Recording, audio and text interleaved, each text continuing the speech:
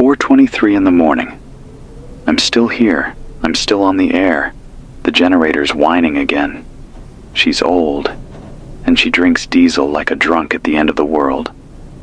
But she hasn't quit on me yet. Every now and then, I think about letting her die out, just going dark for good. But then I remember, someone might still be listening. Someone out there still breathing, still awake, still alive. It's cold, in that weird way desert cold hits you, the kind that creeps into your fingers and hides behind your knees.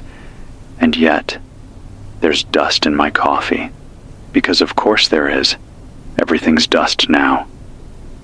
Dust in your lungs, dust in your teeth, dust in your damn bloodstream. I wouldn't be surprised. The windows here are sealed tight, but they still rattle when the wind hits right.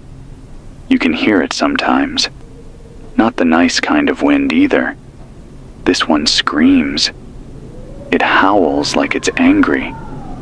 And I don't know if that's in my head or if the world really is pissed off at us. Either way, I can't sleep. Name's Walter Briggs. I'm in what used to be the KFAZ station up in Flagstaff, Arizona. High elevation used to mean clear skies, dry air, pretty views. Now it just means we're one of the last places not fully buried. Yet. The station's running on a backup diesel generator I stole from a defunct highway patrol post down in Sedona. I still feel bad about that. They were already gone though. Just a couple of uniforms folded over their desks, dried up like jerky. I left their badges on the table. I don't know why.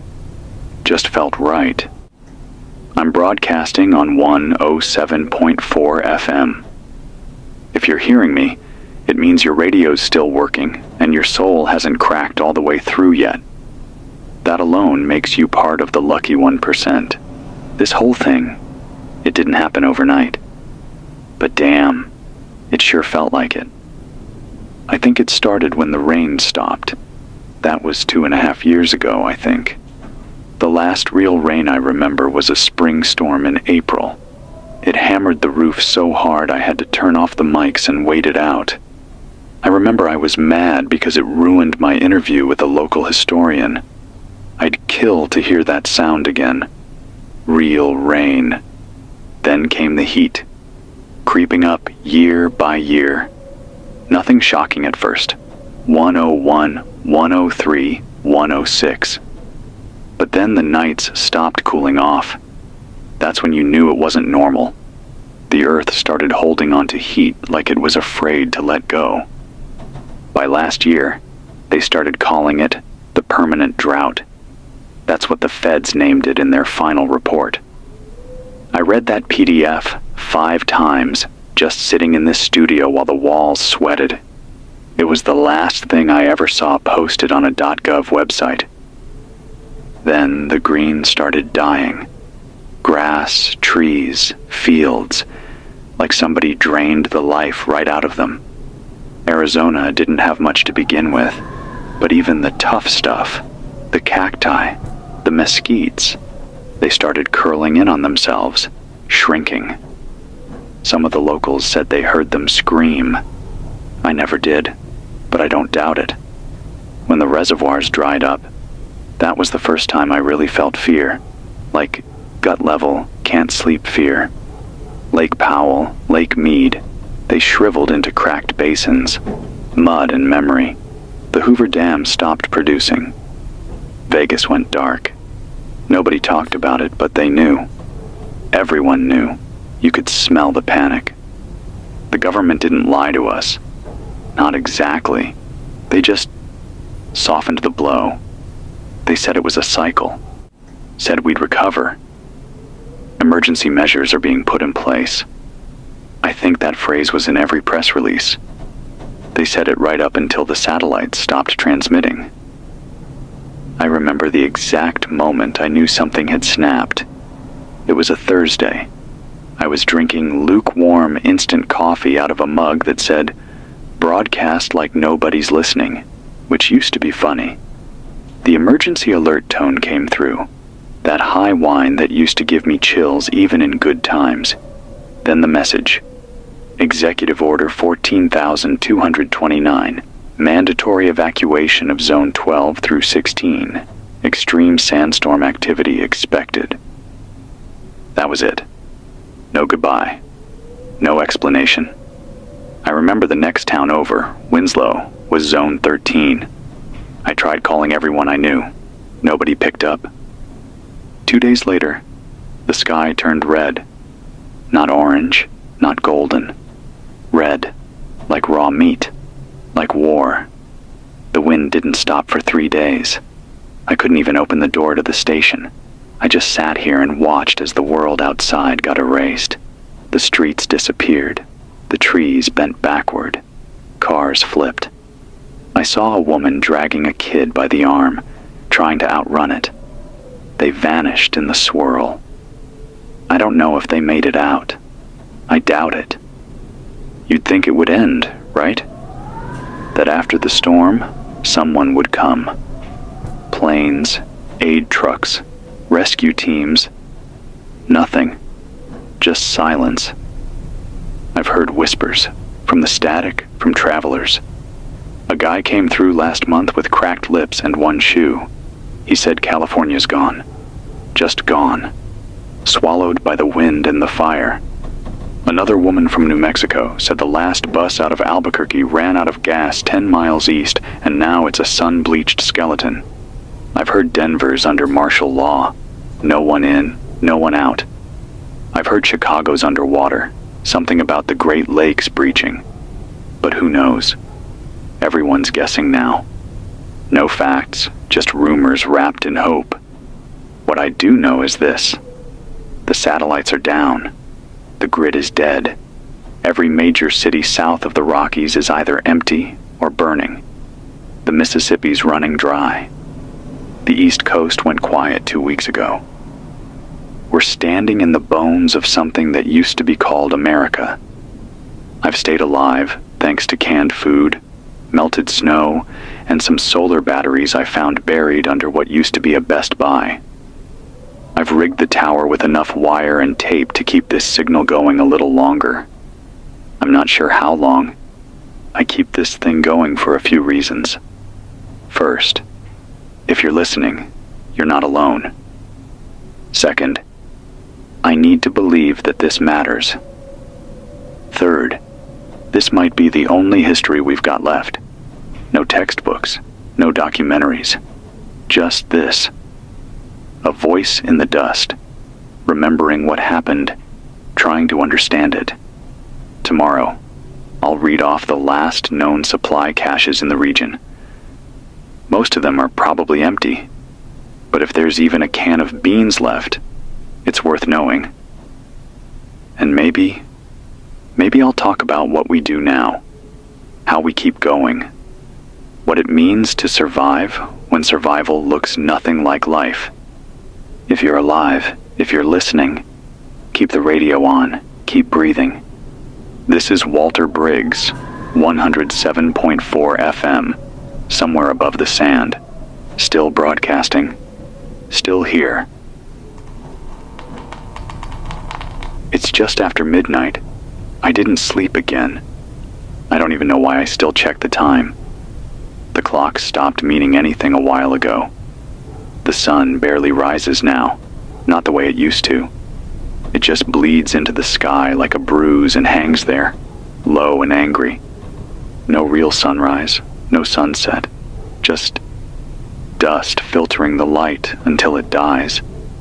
I lit a fire in a trash can earlier to warm my hands. Felt like something out of a movie. Except, there's no camera crew. Just me, a steel drum, and whatever's left of the world.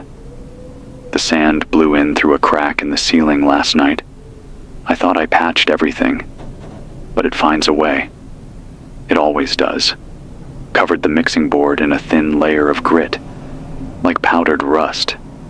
I had to take a toothbrush to the faders this morning. Only took 20 minutes before I gave up and wiped it all with my sleeve. Everything's breaking down. I haven't seen another human being in 9 days. Not even a shape on the horizon. I used to think maybe they were just staying quiet, lying low. But now, I think there's just no one left near me. Funny, isn't it? All those people who hated crowds, who said they wanted the world to slow down. I wonder how many of them are still out there, now that it has. Now that it's dead quiet and there's no one to listen. The silence is the worst part. You don't realize how loud the world is until it stops. No cars, no kids yelling, no planes overhead, no dogs barking. Nothing. Just the sound of sand tapping at the windows and the occasional groan of a structure giving in. This station isn't safe. Not really. It's held together with plywood and leftover hope. The generator coughed earlier. I think I've got maybe 6 gallons of fuel left. I've started rationing the power. The fridge is off during the day. I only charge the batteries when the sun's out strong enough to do the job. I'm down to instant noodles and canned peaches. And the water? The water's getting tricky. The last stash I had buried outside froze and cracked open. One of the jugs got contaminated. I think a rat got in. I buried it after I threw up all night. Lesson learned. Boil everything, even if it looks clean. Especially if it looks clean. There's an old gas station down the road. About a 30-minute walk now that most of the road is buried under sand drifts. Used to be a Circle K. Now it's a skeleton. But I went digging through the rubble last week and found a sealed crate of MREs in the back. They were hidden behind a fallen freezer. Beef stew and oatmeal. Not the worst thing I've eaten. I saved a few for later. You learn to stretch everything. Eat slow, drink less, move only when you need to. But the air. Man, the air's getting worse. Thicker, grayer. My throat's dry even when I drink. I try not to think about what it's doing to my lungs. Every time I cough, I wonder if it's just dust or something worse. Something building. Some days I think about heading east, just packing what I can carry and walking. But to where? The roads are gone. The cars don't work. Even if you found gas, it'd get clogged with dust before you hit the second town. I tried to clean the old Jeep I've got parked behind the station. Got it running for 2 minutes. Then the engine seized. Sand got into the fuel line. Took me an hour to realize I was going nowhere. So I stay. I sit here, and I talk. I talk to no one. Or maybe someone. Doesn't really matter anymore. It keeps me sane. And the weird thing is, this mic, it's become the only thing that still feels real. Not the walls. Not the map on the corkboard with the pins of safe zones I now know are all abandoned. Not even my own reflection in the bathroom mirror. But this voice, carried on broken wires and static, that still feels like mine. I told myself I wouldn't ramble tonight. I was going to give you something useful. So here goes. If you're hearing this, and you're south of the Grand Canyon, there's still a cache of medical supplies at the old ranger station in Tusayan. I left it there 2 months ago. Should still have antiseptic, gauze, painkillers, and iodine tablets. Maybe a flashlight if the batteries haven't corroded. Don't trust anything with a digital lock. They all fried. Analog is the only way. Mechanical, wind up, battery powered if you're lucky. If it needs the internet, forget it. The satellites are dead. GPS doesn't work. Phones are just plastic bricks now. If you find an old transistor radio, hold on to it like it's gold. You can still hear whispers on some bands. I caught a weak signal from what might have been Utah last week. Woman's voice. Broken transmission. Something about a shelter in Price. But the signal cut before I could write it all down. If you're headed north, remember, shade during the day, move at night. The sun's not just hot, it's poison. I've seen guys pass out mid-step, fall straight into the sand and never get back up. It cooks you from the inside.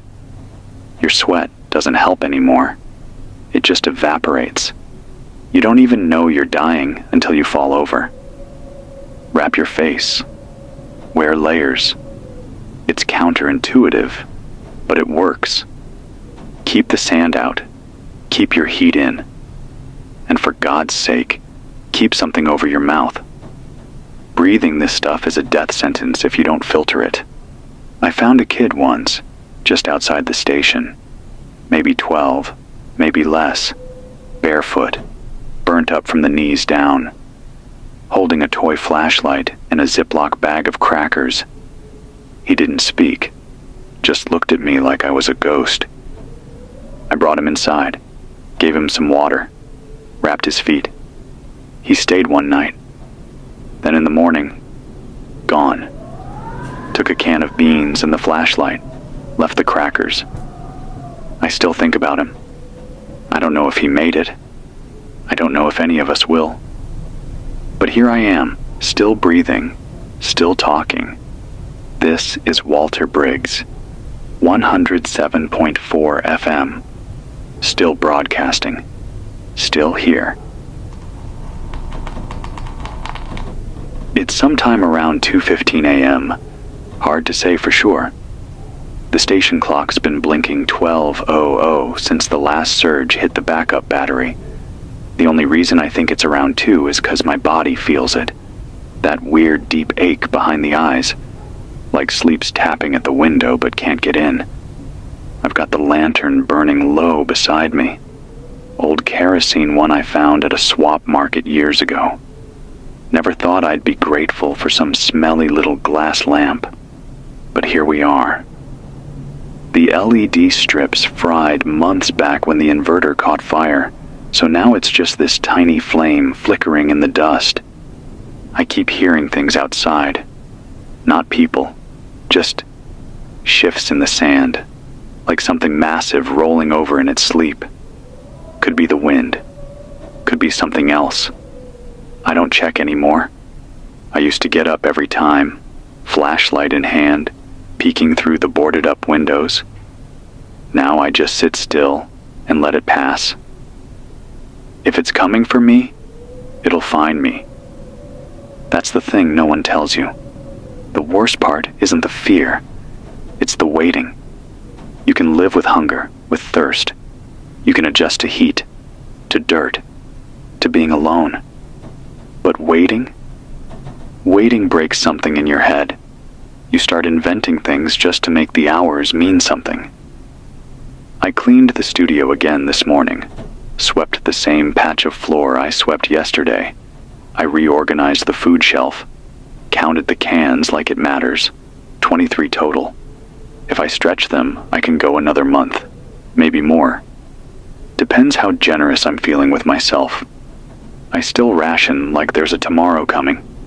Isn't that funny? Somewhere in the back of my head, I keep thinking someone's gonna pull up outside, kick open the door and say, "We're back on. Help's here." But they never do. Not a single car has come up that hill in weeks. Not one. You know what I miss? Shoes that don't leak, cold water, traffic. I miss complaining about little things.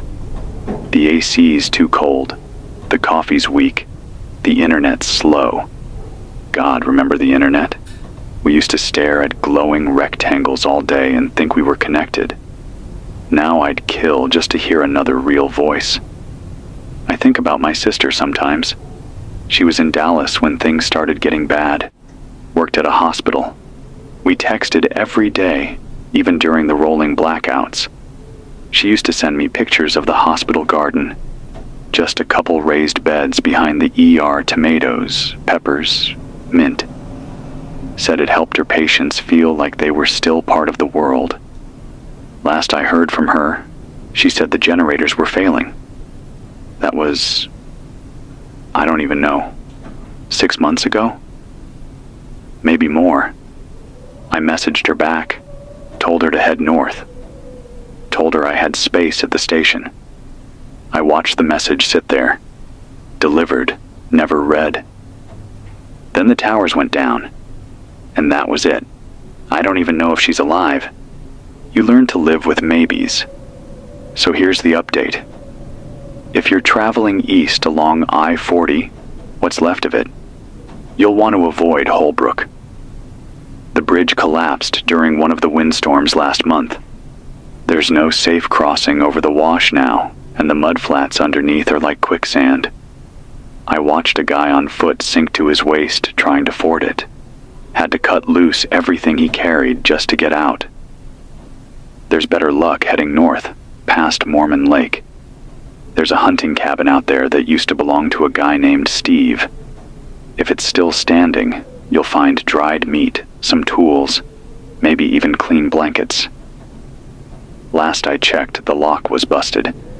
Just push hard on the door. If you've got seeds, keep them dry and out of the heat. Old canned beans are good for eating, bad for planting. The good stuff, the heirlooms, they need shade and moisture. Hard to find both, I know. But if you've got a working greenhouse or even just a plastic tarp, try. Something's gotta grow again. Eventually. And water, hell. Let's talk about water. You're not gonna find it in rivers. Most of those are dust trails now.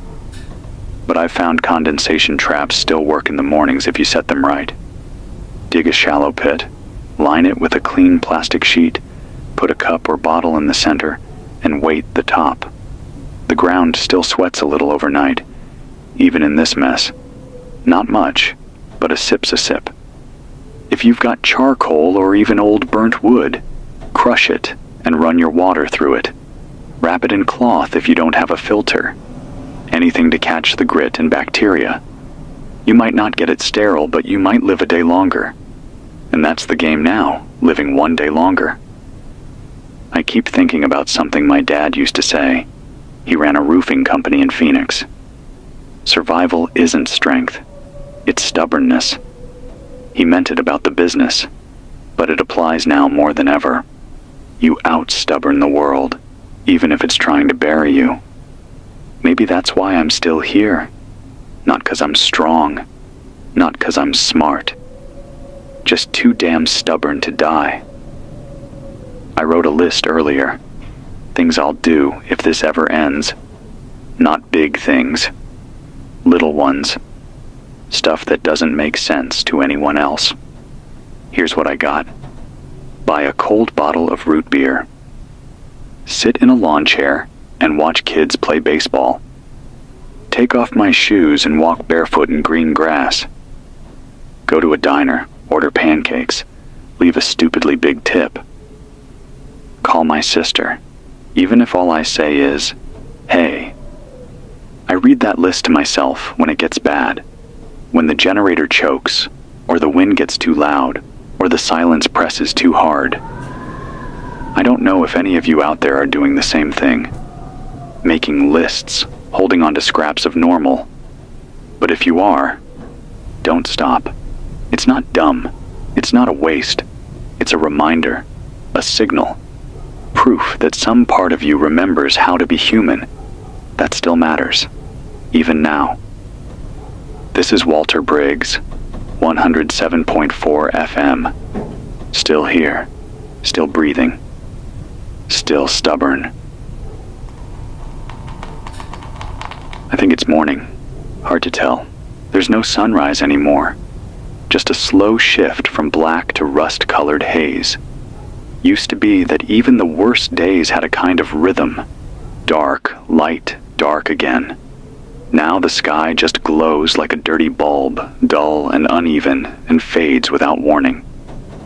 I went outside today. First time in a while. Only for a few minutes.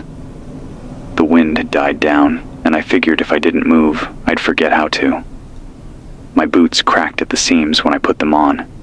Dust poured out of one of them. No surprise. The road is gone. Covered completely now.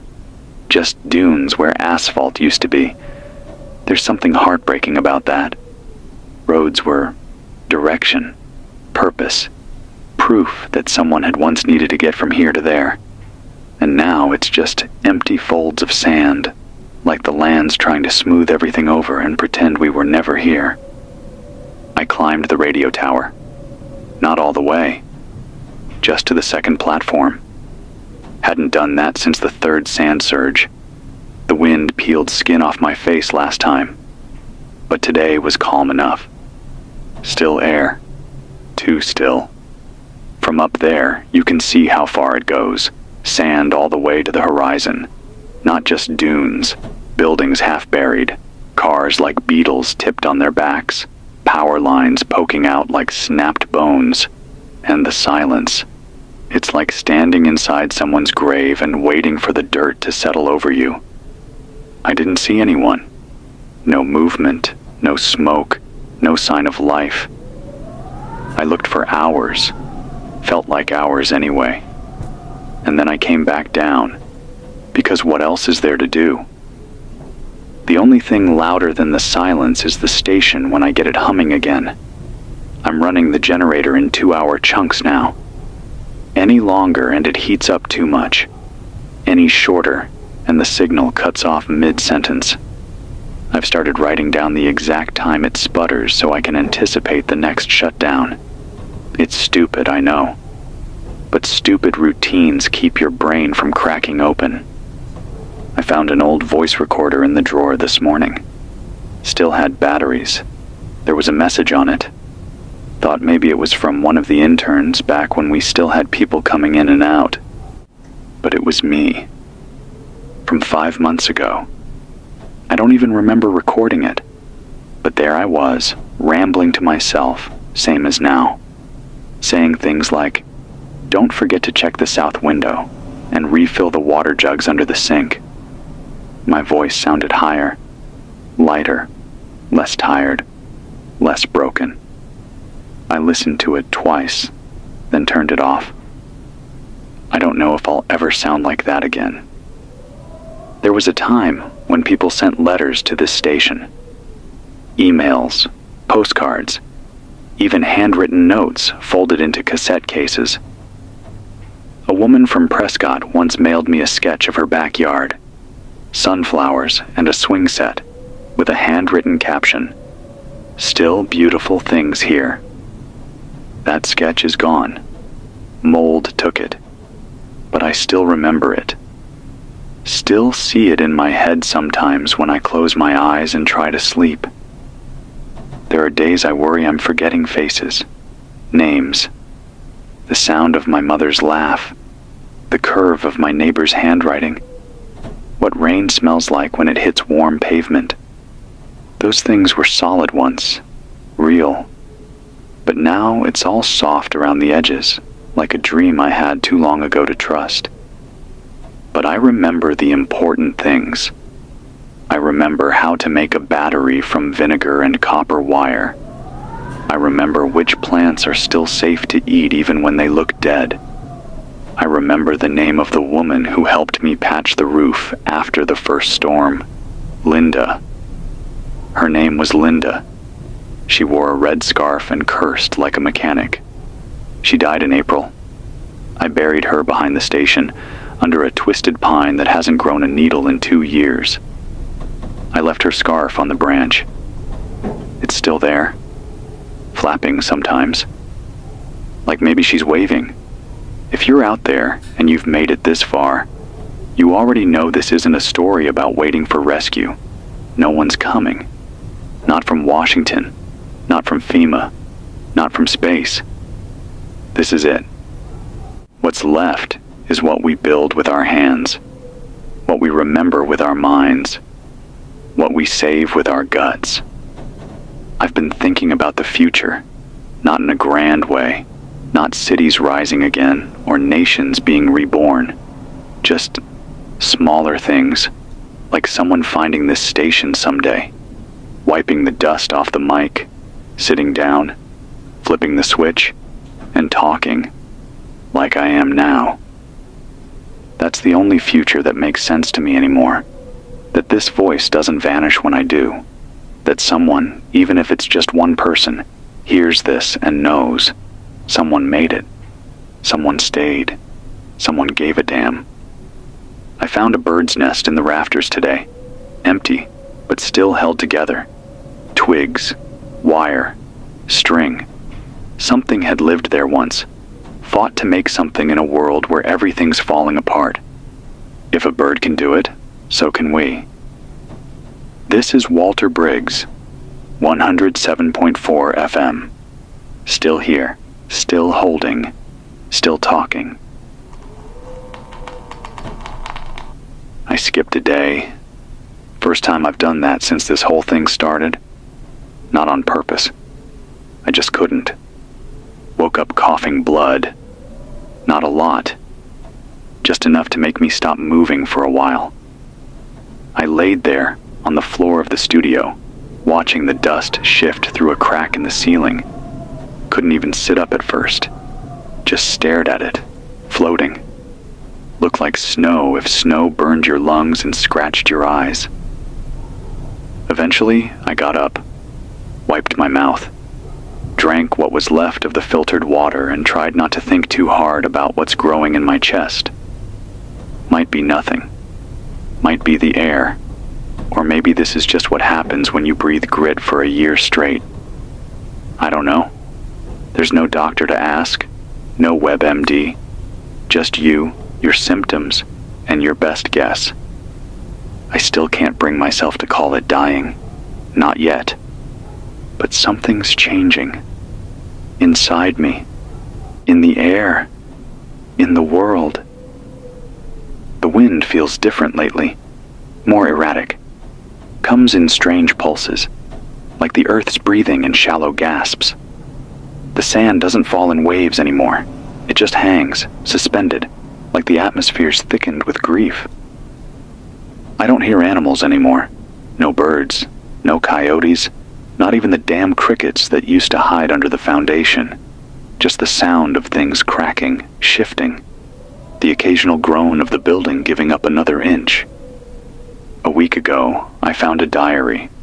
Old leather-bound thing buried under a collapsed shelf in what used to be the archive room. It's from before, obviously. Before all this. Belonged to a girl named Mia. Maybe 17, 18. There's no last name. But I've read it cover to cover 4 times now. She wrote about school, her dog, her crush on someone named David. She wanted to be a dancer. Said her mom didn't understand, but that she didn't care. She was going to go to LA and make it, no matter what. The last entry was dated February 12th, just a line and a half. Sky was orange again today. Power went out at lunch. David kissed me in the hallway. That's it. That was her last thought before the world tipped sideways. There's something about that entry that guts me. Not the kiss, not the power outage, just the normalcy of it. She was standing on the edge of the end, and all she could think about was a hallway kiss. That's what being human is. We're always looking in the wrong direction when the roof caves in. I keep the diary next to the mic now, like it's a co-host. If anyone out there knew a Mia from Flagstaff, a dancer, about 17, brown ink handwriting, tell me. Tell me what happened to her. Even if it's bad. Especially if it's bad. We owe each other truth now. Lies are too expensive. I've started recording these broadcasts onto cassette. Old school. Got a whole box of tapes in the back. I write the date in marker and tuck them away under the soundboard when I'm done. Don't know if anyone will find them. But if they do, maybe they'll understand. Maybe they'll learn what not to do. There's a weight to speaking into the void. Not just because of the silence, but because you don't get feedback. No nods, no questions. No, yeah, I hear you, man. Just this heavy uncertainty hanging over everything. Like yelling underwater. Still, I do it. Because if I stop being real. I remember this guy I interviewed once, 10 years ago. He was a ham radio operator, lived off-grid in New Mexico. Said something that stuck with me. He said, "You don't talk on the radio because someone's listening. You talk so someone can listen." I didn't get it then. I do now. So I'll talk. And tonight, I'll tell you what I've learned about staying alive. Number 1, don't trust clear skies. If the air looks too calm, the storm's building. That stillness? That's not peace. It's the world holding its breath before it swings again. Number 2, keep your tools sharp, your knife, your mind, whatever keeps you functioning. Letting things dull is how people die. You forget how to cut, how to think, how to fight back. Number 3, build something. Doesn't matter what. A water filter, a journal, a shelter, a habit. Anything that pushes back against the entropy. Anything that says, I'm still here. Number 4, don't wait for before to come back. It won't. There's no going back. Only forward. And forward might be worse, but it might also be different. Might have something worth waking up for. Number 5, learn names. Even now. Especially now. Give names to the people you meet. Write them down. Speak them out loud. Because once they're gone, their names are all that keep them real. I've got a little notebook filled with names. Most of them are gone now, but I read them out loud once a week, just in case someone's still listening. So here are 5 of them for tonight. Linda patched the roof. Miguel taught me how to make charcoal filters. Ava gave me her last radio battery. Reggie dug graves for strangers. Thomas sang while we walked, even when we were starving. They were good. They were brave. They mattered. I'll carry them as long as I can. This is Walter Briggs, 107.4 FM. Still breathing, still building, still here. It's about 6 p.m., I think. The sky outside is the color of dead skin, gray with a tint of yellow that makes your stomach twist. You'd think I'd be used to it by now, but no. Every day it finds a new way to look worse, like the air's rotting in real time. The solar panels gave me just enough juice to charge the backup battery today. That means I've got power for another hour. After that, I go dark again until tomorrow. I'm getting better at conserving, better at knowing exactly how long the radio can stay warm before the signal slips into static. I've memorized the hum of the breaker when it's about to give up. You spend long enough alone, and even machines start to feel like roommates, maybe even friends. I haven't spoken to a living person in 16 days. I used to keep count on the wall, scratches next to the window frame. I stopped after 45. Not because I forgot, because I realized the number didn't mean anything. Whether it's 16 days or 60, the silence is still the same. I tried talking to myself today. Not into the mic, just to myself, out loud, while I was boiling water and cutting open a tin of Spam. I pretended I was talking to someone sitting across from me, asked if they wanted the last slice, laughed at my own joke, answered questions I made up. That's what it's come to. But then again, maybe it's not insanity. Maybe it's practice. For the day someone does show up and I forget how to speak. I found a Polaroid yesterday. It was stuck behind the old CD rack in Studio B, curled up and sun-bleached. A group of people at a cookout. Smiles, paper plates, red Solo cups. Someone grilling. The date scrawled in blue ink on the bottom. June 4th, 2028. That was just 2 years ago. Doesn't feel possible. That people were still having cookouts, flipping burgers, worrying about overcooked hot dogs. 2 years. That's all it took to unravel everything. That's terrifying, isn't it? How fast things fall.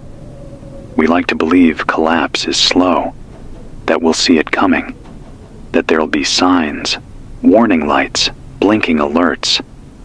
There weren't. Just a hotter summer, a few brown patches on the lawn, water restrictions, then the panic buys, then the blackout, then silence. It wasn't a crash. It was a slow suffocation. One of the things I miss the most is hearing other people argue. Not fighting, just spirited disagreement. That dumb bickering that happens in every family, every neighborhood. Who left the lights on? What movie to watch? Whether or not pineapple belongs on pizza. Now there's no one left to disagree with. Just the sand, the wind, and the sound of your own lungs working overtime. I've had dreams lately. Strange ones. One keeps coming back. I'm standing at the edge of an ocean, except the waves are made of ash. I can't see the sky, just smoke above me. I look down, and the water's full of mirrors. Hundreds of them, all showing my face, but each one older, more worn, more afraid. Then I wake up. I don't know if it means anything. Maybe dreams are just memories we didn't get to have.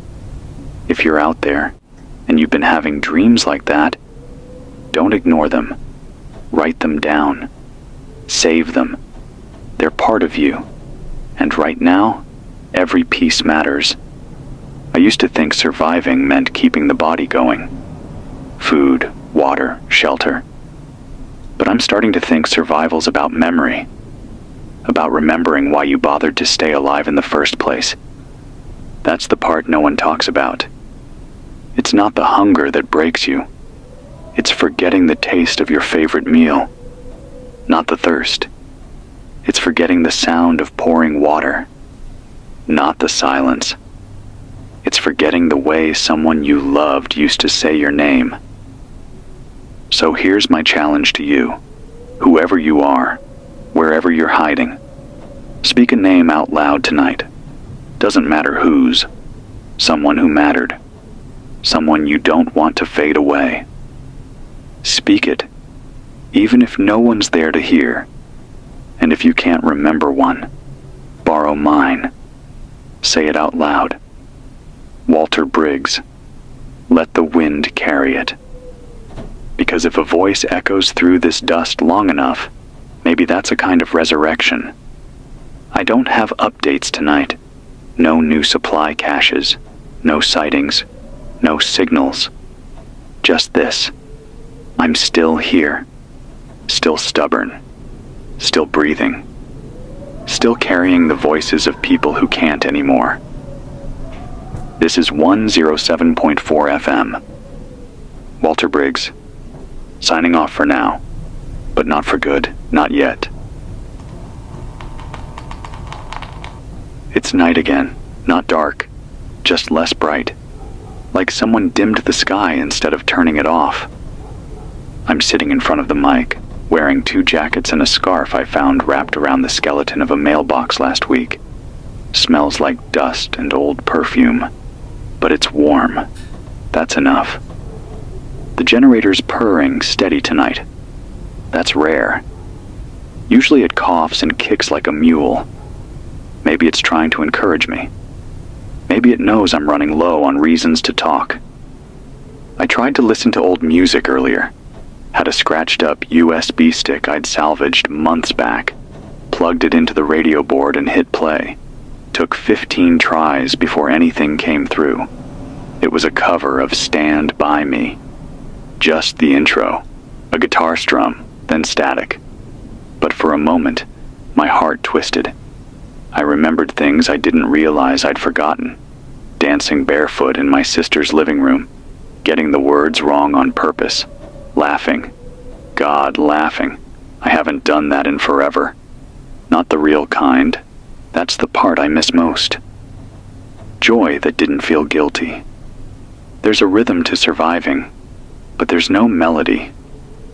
So much of life before all this was spent thinking I didn't have enough time, rushing from one thing to the next, jobs, errands, messages, deadlines, always late, always 5 minutes behind the world.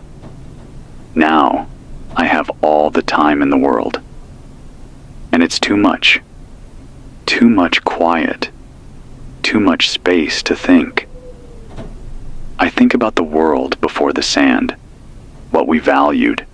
What we wasted. It's funny. We had all this incredible tech, and it turned out the only things that could survive the collapse were the simplest. Books. Fire. Wind-up radios. Hand pumps. Manual tools. All the fancy smart gadgets. Paperweights now. Useless bricks. I remember someone telling me years ago, we're building a world too smart for its own good.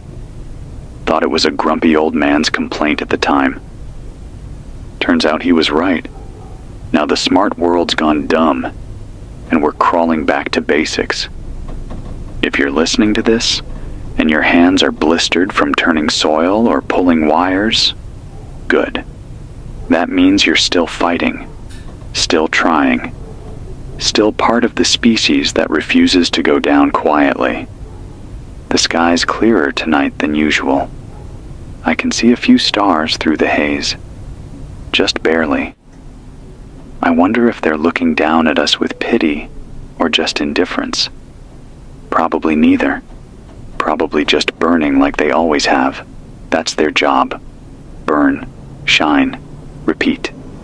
I envy them. Someone once told me stars are the oldest storytellers. Light from 1,000 years ago, finally reaching us.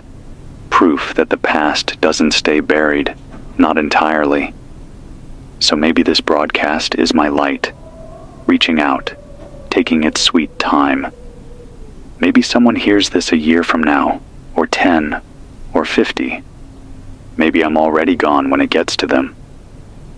But maybe that doesn't matter. What matters is the voice still travels. The truth still echoes. You know, I found a dried rose petal inside one of the Bibles we had in the storage closet, just lying between Psalms and Proverbs, cracked and brittle, but still shaped like something beautiful. Made me wonder who put it there. Someone looking for comfort? Someone saying goodbye? I didn't throw it away. I pressed it between two pieces of glass and left it on the windowsill. Even if it turns to dust, it'll be dust with a story. Sometimes I wonder if that's all we are now. Stories waiting to be found. I tried journaling again. Not the survival kind, just feelings. It's harder than I thought. Writing is intimate in a way speaking isn't. You can hide in your voice. But the page? It sees everything. I wrote about a woman named Dana. She used to work the front desk here. Brought her own coffee because she didn't trust what we made. Always wore bright colors. Lime green, hot pink, sometimes both. Said the world was dull enough already. She used to leave sticky notes on my chair. Dumb puns. Have a grape day. With a drawing of a grape with sunglasses. I didn't save any of them. Didn't think I'd need to. Now I wish I had. If there's one thing I've learned out here, it's that memory isn't a given. You have to work to keep it. Name things. Write things down. Say them out loud. Hold on to the people in your head like they're still beside you. Because otherwise, the world gets quiet. Not just outside, inside too. And once your inside goes silent, there's nothing left to rebuild. I'm gonna sign off soon. Save the fuel. Save the battery. But before I go, here's something I want you to remember. You're not weak for missing the world. You're not broken because you cry when the wind knocks something over, or because a song reminds you of someone. That's human. That's the part they couldn't kill. Not with the heat, the storms, or the silence. We're still here, and that means something. This is Walter Briggs, 107.4 FM. Still remembering. Still aching. Still alive. It's 3:42 a.m. I only know that because I managed to get the wind-up watch working again. Found it under the counter with a broken strap and dust in the gears. Spent an hour yesterday cleaning it with the tiny brush I use for the tape reels. Didn't think it'd tick again. But it did. Just like that. A faint little heartbeat on my wrist. A reminder that time still moves, even when everything else stands still. It's cold tonight. Not the biting kind, but the hollow kind. The kind that feels like it's coming from inside your bones. I'm wrapped in a blanket I stitched together from 2 old sleeping bags and a torn American flag. Didn't mean anything political by it. Just needed the material. The fabric's thick, faded, full of holes. But it holds heat. Barely. I tried boiling coffee earlier, but the kettle I use has a crack now, leaked halfway through. I still drank what made it. Lukewarm and bitter. But it reminded me of morning shifts, of driving half asleep, of stopping at gas stations that smelled like burnt rubber and sugar. We never appreciated those things. Not really. The small routines, the background comforts. We thought survival was the big stuff. Money, tech, goals, power. But no. Survival is being able to sit in a quiet room and know where your next cup of coffee is coming from. I think the air's changing again. My lungs feel heavier when I wake up. More coughing, shorter breaths. I've been sleeping propped up on the wall just to keep the wheezing down. I've been rationing the cough drops I found in the glove box of an abandoned truck, down to my last 2. It's not just me. The building's changing too. Walls cracking in new places. One of the windows bowed inward during the last sandblast. The roof leaks dust like a sieve now. It never ends. I sweep every day, and every day it piles back up like I did nothing. The station's a shipwreck now. Half buried. Half forgotten. But it's still afloat. For now. I keep thinking about the highway signs. I remember when they started putting those digital emergency alerts on the freeway. One day it was extreme heat warning. Then water restrictions in effect. Then mandatory evacuation zone. After that, just black screens, like the roads themselves had gone blind. I wonder if any of them are still standing, propped up in the sand, pointing to cities that don't exist anymore. Tucson, Phoenix, Albuquerque, words with no bodies behind them. I used to drive a lot. Long stretches of open road, windows down, radio loud enough to drown out my thoughts. I miss that, the feeling of motion, like you were going somewhere, even if it didn't matter where. Now the wheels spin in place. Sand takes everything. I've been sorting through the supply closet again, inventorying what's left. It's not good. 2 cans of soup, 1 can of mixed fruit, 4 packets of powdered eggs. No salt, no spices, just the basics. Calories and bitterness. Still have water, thanks to the condensation trap I built behind the generator shed. It pulls just enough moisture out of the morning air to keep me going. Not clean, but I boil it twice and strain it through a sock. That's the new definition of potable. If you're listening, and you've got the means, build a trap. Dig a shallow pit, line it with plastic or a tarp, put a container in the center, and cover it with another sheet. Anchor the edges with rocks. Place a stone in the middle to let the droplets slide down. Takes a full day to get a cup. but it's a cup you didn't have before. Every drop counts. I've stopped using the main antenna. Too much exposure. Too much risk. There's something wrong in the air. Not just the heat or the dust. Something else. Electric. Wrong. I use the short-range transmitter now. Smaller reach, less power, but safer, more stable. If you're nearby, you'll hear me. If you're far, well, maybe the wind carries my voice better than the wire. I've been drawing again. Nothing fancy. Just lines in the dust. Doodles with a pencil on the back of old broadcast logs. A tree. A skyline. A dog.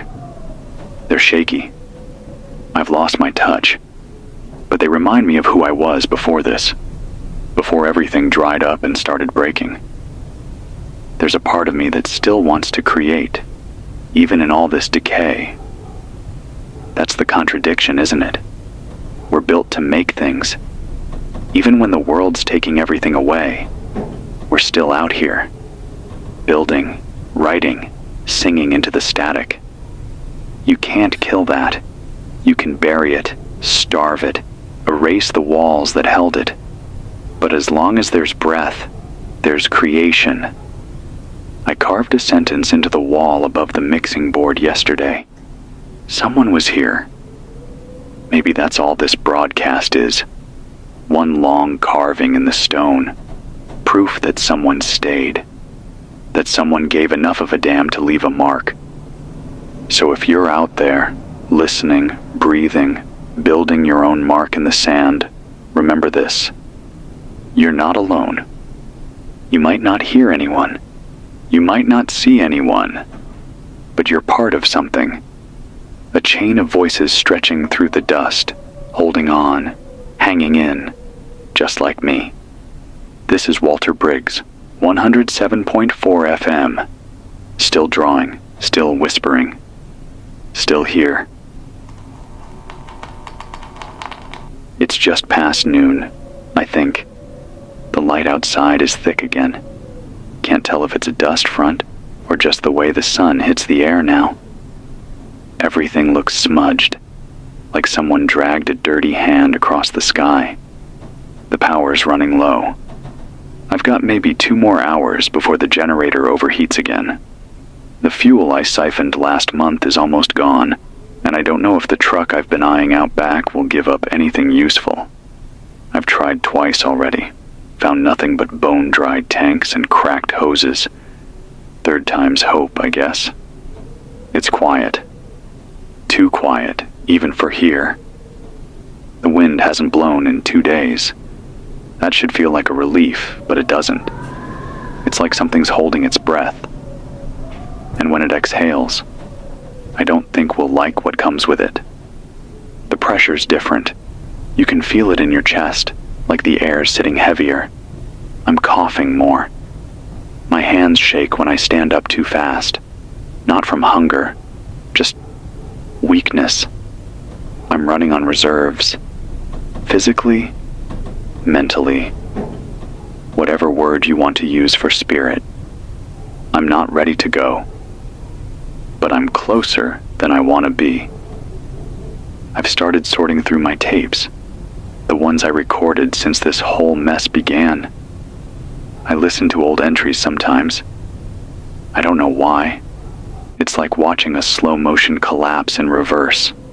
My voice, so clear in the beginning, confident, even hopeful. Then it changes. Slowly. By the third tape, you can hear the wear, the tiredness. I talk slower. I hesitate more. By tape 5, I stop mentioning days of the week. Time becomes abstract. I talk about shadows instead of clocks, hunger instead of meals. I haven't gotten to tape 10 yet. Not sure I want to hear it, but I'll keep recording. Because if I vanish and someone finds these, they'll know. They'll know we weren't stupid or lazy or weak. We tried. We adapted. We made something out of nothing, even as the sky folded in on itself. That has to count for something. I keep thinking about a story my dad used to tell, about his grandfather, my great-granddad. He was a coal miner, spent 40 years underground, lungs full of dust, hands black with work. He used to say, "The trick isn't surviving the mine. The trick is walking back out." That's what we're doing now. Crawling out of the mine. Bleeding, gasping, but moving. You know what I miss?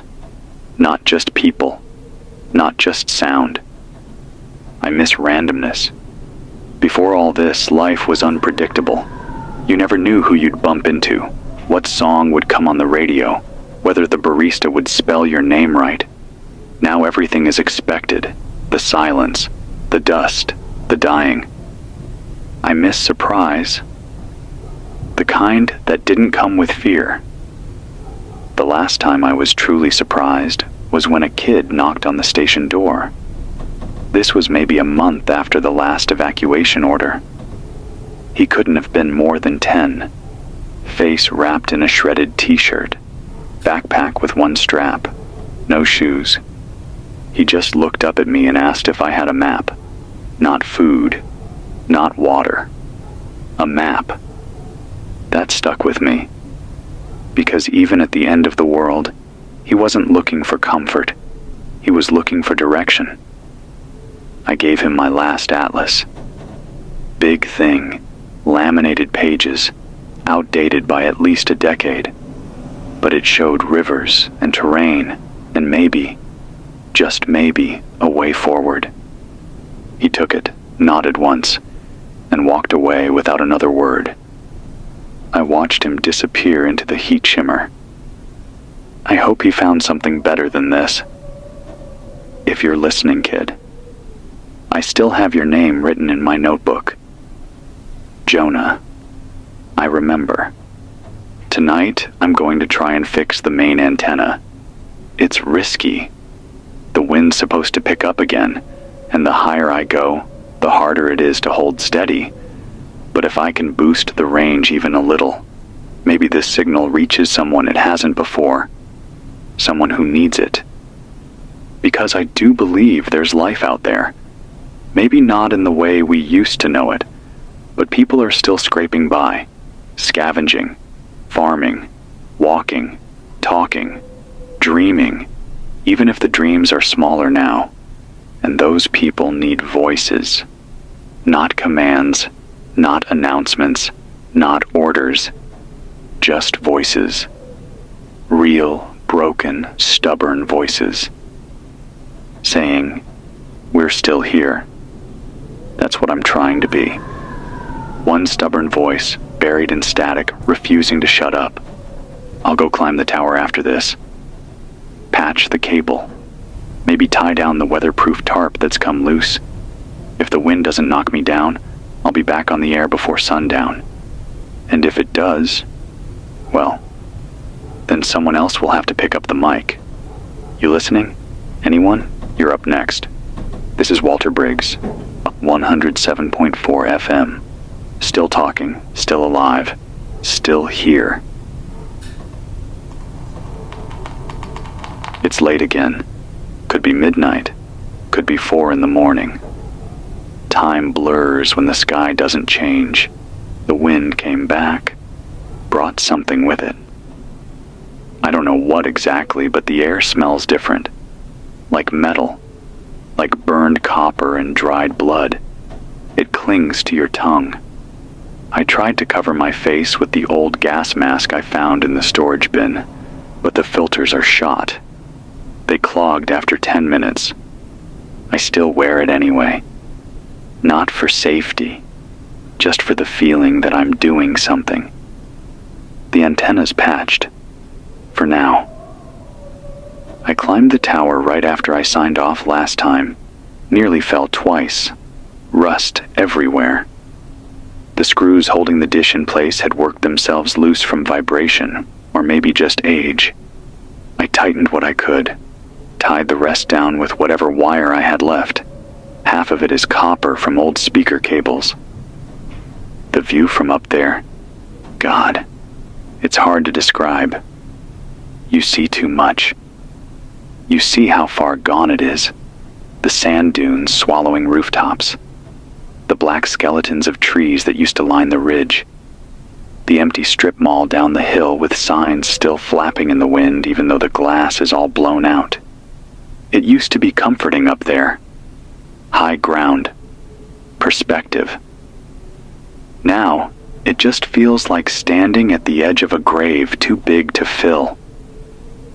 I stayed up there longer than I should have. My legs locked up halfway down. Took me 15 minutes to unclench my hands from the ladder. I think I pulled something in my side. Hurts when I breathe now. But the signal's stronger. You should be hearing me clearer tonight. And if not, well, the effort still mattered. That's a strange truth I've had to swallow out here. You do things that don't matter to anyone else. Things that might never pay off. And you do them anyway. Because the doing is what keeps you from slipping. I swept the floors again today. Rearranged the cans in alphabetical order. Cleaned the knobs on the mixer. None of it mattered. But it kept my mind from cracking wide open.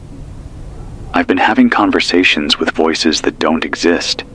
Just whispers in my head. I talk back, ask them how their day went. Sometimes I imagine what they'd say. Sometimes I let them surprise me.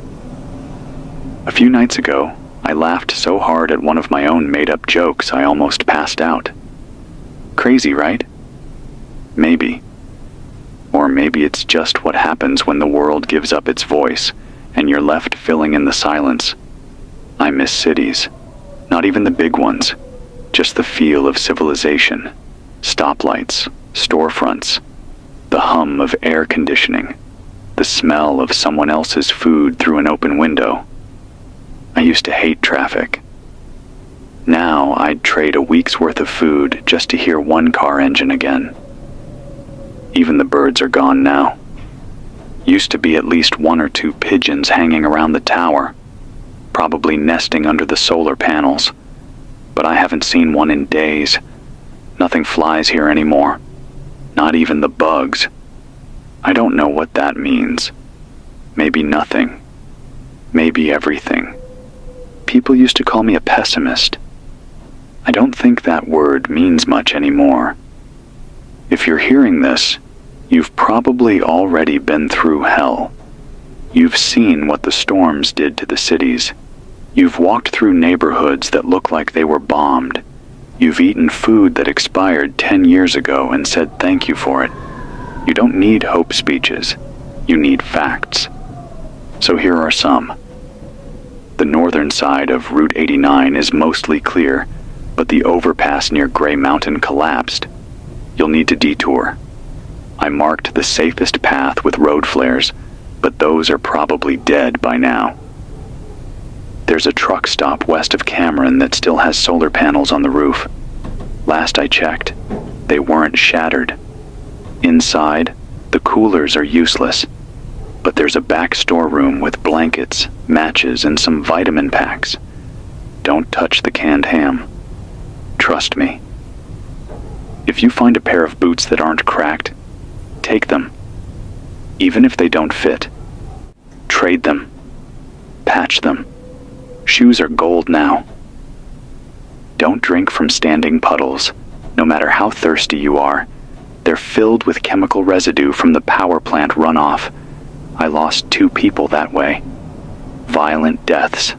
Quick, but not painless. I promised myself I'd start being more honest, even if it makes things worse, even if the truth sounds like a death sentence. Because pretending we're okay hasn't helped anyone. So here's a hard truth. I don't know how long I've got left. Not being dramatic. Just realistic. The body's slowing down. I've lost weight I didn't have. My vision's blurry some days. I keep forgetting words mid-sentence. That scares me more than the coughing. But here's what keeps me upright. The idea that someone will pick this up. maybe you, maybe someone you tell, that you'll build a better shelter, plant something that grows, save a name that matters, even if it's mine. And if you're the one to survive, then you're the story now. Tell it right. Tell them we weren't all weak, that we fought, that we tried to do more than just eat and wait. Tell them we remembered each other. This is Walter Briggs, 107.4 FM. Still climbing, still breaking, still here. I found a room I'd forgotten about. Storage closet in the back, not the main one. I've emptied that a dozen times. No, this one was behind a false wall I never noticed until yesterday. One of the panels had warped just enough to show a seam. Took me an hour to pry it loose without wrecking the frame. Inside, silence. Not the kind I'm used to. This was different, thicker, undisturbed. The kind of silence that settles when something hasn't been touched in years. There were boxes, some cracked open, some still sealed. Stationery, dusty mugs, boxes of CDs no one would ever spin again. A yellow rain poncho still in its packaging. A binder labeled Remote Broadcast Manual, 2023. And in the very back, something wrapped in plastic. A suit. Not a fancy one. Not formal wear. A hazmat suit. White. Rubberized. Still folded like it had never been worn. There was a tag attached to it. Sharpie. Black. Faded. Emergency use only. If you're putting this on, it's already too late. I sat down next to it and stared at it for a long time. Didn't open the plastic. Didn't put it on. Didn't even touch it. It just felt like a line.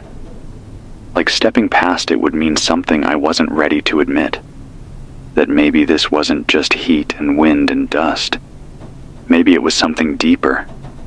Something darker. Something we never understood and never will. I think about that a lot lately. How much of this could have been stopped if someone had told the truth sooner? What if the real warnings never made it to the air? What if the emergency was already well underway before anyone figured out what it was? I'd like to believe I would have done it differently. That I would have said something. Sounded the alarm. But would I? Or would I have kept playing music and reading traffic updates, hoping someone else would say it first? I don't know. What I do know is this. That suit is still sitting in the back room, still sealed, still waiting, and I don't want to need it. So, I'll keep broadcasting like it still matters. I'll keep talking like someone's out there breathing unfiltered air. Because even if it is already too late, I'd rather go out telling the truth than hiding from it. This is Walter Briggs, 107.4 FM. Still unwrapped, still warning, still here. It's morning, I think. A different kind of morning. Not the bright kind, not even the dusty orange kind. This one came in dull and colorless, like the sun forgot how to wake up. I opened the back door earlier. Just a crack. The wind didn't scream this time. It was still. So still that I thought maybe something was wrong. I stepped out, slow, breathing through a torn bandana soaked in vinegar. That's supposed to help with the fine particulate. Probably doesn't. But it makes me feel like I'm doing something. The world was frozen. Not literally, no frost here, but still. No movement, no sound. Just sand curled around the base of the tower, like it was trying to pull it underground, one grain at a time. There was a time I couldn't have stood that silence. Now I think I prefer it to the alternative. I found a mirror today. Small one. Pocket size. I forgot I had it in the first aid bag. Cracked across the center. I stared into it for a long time, just trying to recognize the face looking back. The beard's thicker. Skin's dry and gray in places. Eyes look older than I remember. But they're still mine. Sometimes that's all the identity you've got left. Your eyes. The part of you that still reflects light. I'm tired. Not the sleepy kind, the heavy kind. Like my bones are soaked in lead. I've been sleeping less. Can't really afford to. Every time I do, I wake up feeling worse. Like I've missed something important. Like something happened while I wasn't watching. There's no proof of that. Just a feeling. But I've learned to trust those. I've started having dreams about people I've never met. Not from before. New ones. A woman with a compass tattooed on her cheek. A boy in a poncho made of stitched grocery bags. A man who whistles before he speaks. They feel real. Too real. And sometimes, in the moments before I wake up, I wonder if maybe they are. If I'm picking up pieces of lives scattered across the dust. Maybe that's what memory is now. Shared hallucination. A way of saying, you're not the only one who remembers. If you're out there, if you've been dreaming of strangers too, write them down. Say them out loud. Maybe we're all tuned to the same signal and just don't know it yet. I've been thinking about the word home. We used to tie it to a place. 4 walls, a roof, a kitchen, a bed. But that's not what home is. Not really. Not anymore. Home is the thing that makes you stay upright. Home is the voice that reminds you you're still worth something, even if no one else hears it. Home is this mic, this busted desk, this flickering on-air light that only works when I tap it twice and swear under my breath. This is my home, and right now you're in it. I had a dog once, a mutt. Big, dumb, scared of his own shadow. His name was Ranger.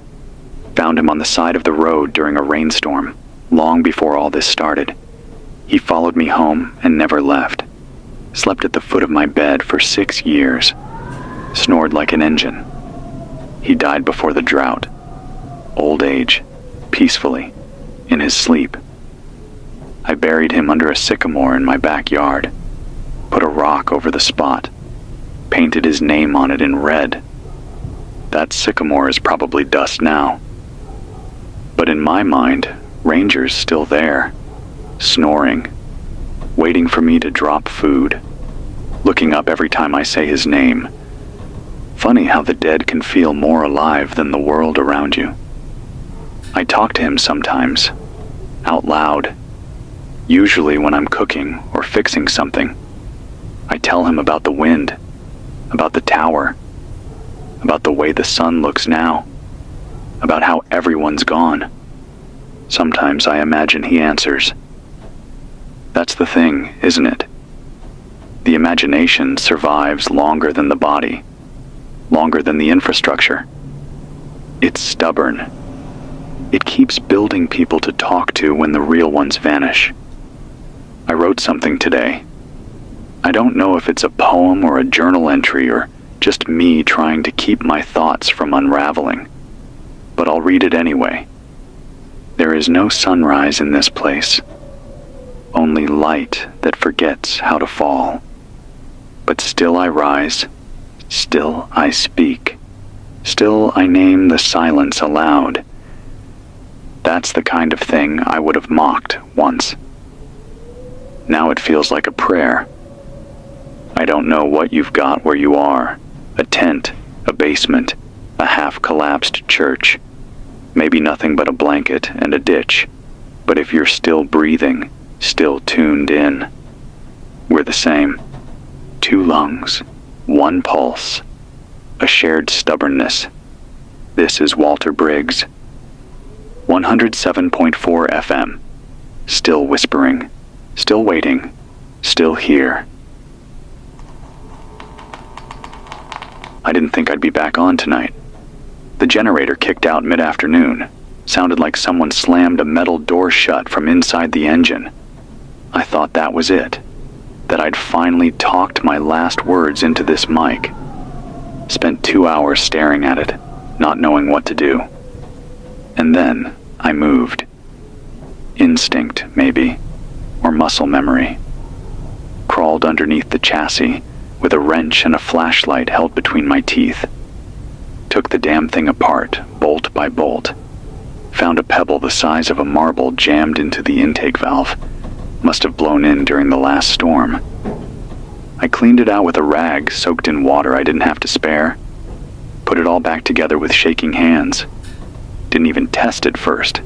Just closed my eyes and yanked the starter cord. It coughed. Then it growled. Then it held. I laughed so hard I nearly blacked out. Not because I fixed it. Because I realized I still cared enough to try. It'd be easier not to. To let it die. Let the station go dark. Let the sand roll over this place like it wants to. But something in me still says no. Not yet. So here I am. Mic's warm, static's low, signal's running clean. I lit a candle next to me. Not for light, I've got the lantern, but for the scent. It's some cheap lavender thing I found in a bathroom drawer. Smells like cheap soap and synthetic comfort. But it helps. Reminds me of laundromats and late-night gas station restrooms. You know, when life was annoyingly normal. I burned a piece of paper earlier. Just a receipt. Nothing important. But I watched it curl and vanish and felt this weird pang. Like I was watching history dissolve. That's what everything feels like now. Like history unraveling in reverse. I try to keep some kind of order here. I sweep. I sort. I inventory supplies even though there's barely anything left to count.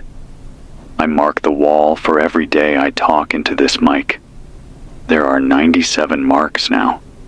I don't even know what I'm counting toward anymore. Just forward. I used to think survival was about hoarding. Food, tools, weapons. But it's not. It's about remembering. Carrying things forward. Not letting everything turn to dust and silence. So here's what I remember tonight. I remember the sound of someone dribbling a basketball on cracked pavement. I remember the way a grocery store smells right when you walk into the produce aisle. Cold and sharp and green. I remember my mother humming while she folded laundry. The same song every time. Never said what it was. I never asked. And now, I wish I had. I remember the first time I used this mic. My voice cracked. I was nervous. My palms were sweaty. And someone called in to say, "You're doing great." That was 15 years ago. I still think about that voice sometimes. I hope they're still out there. Maybe not alive, but remembered.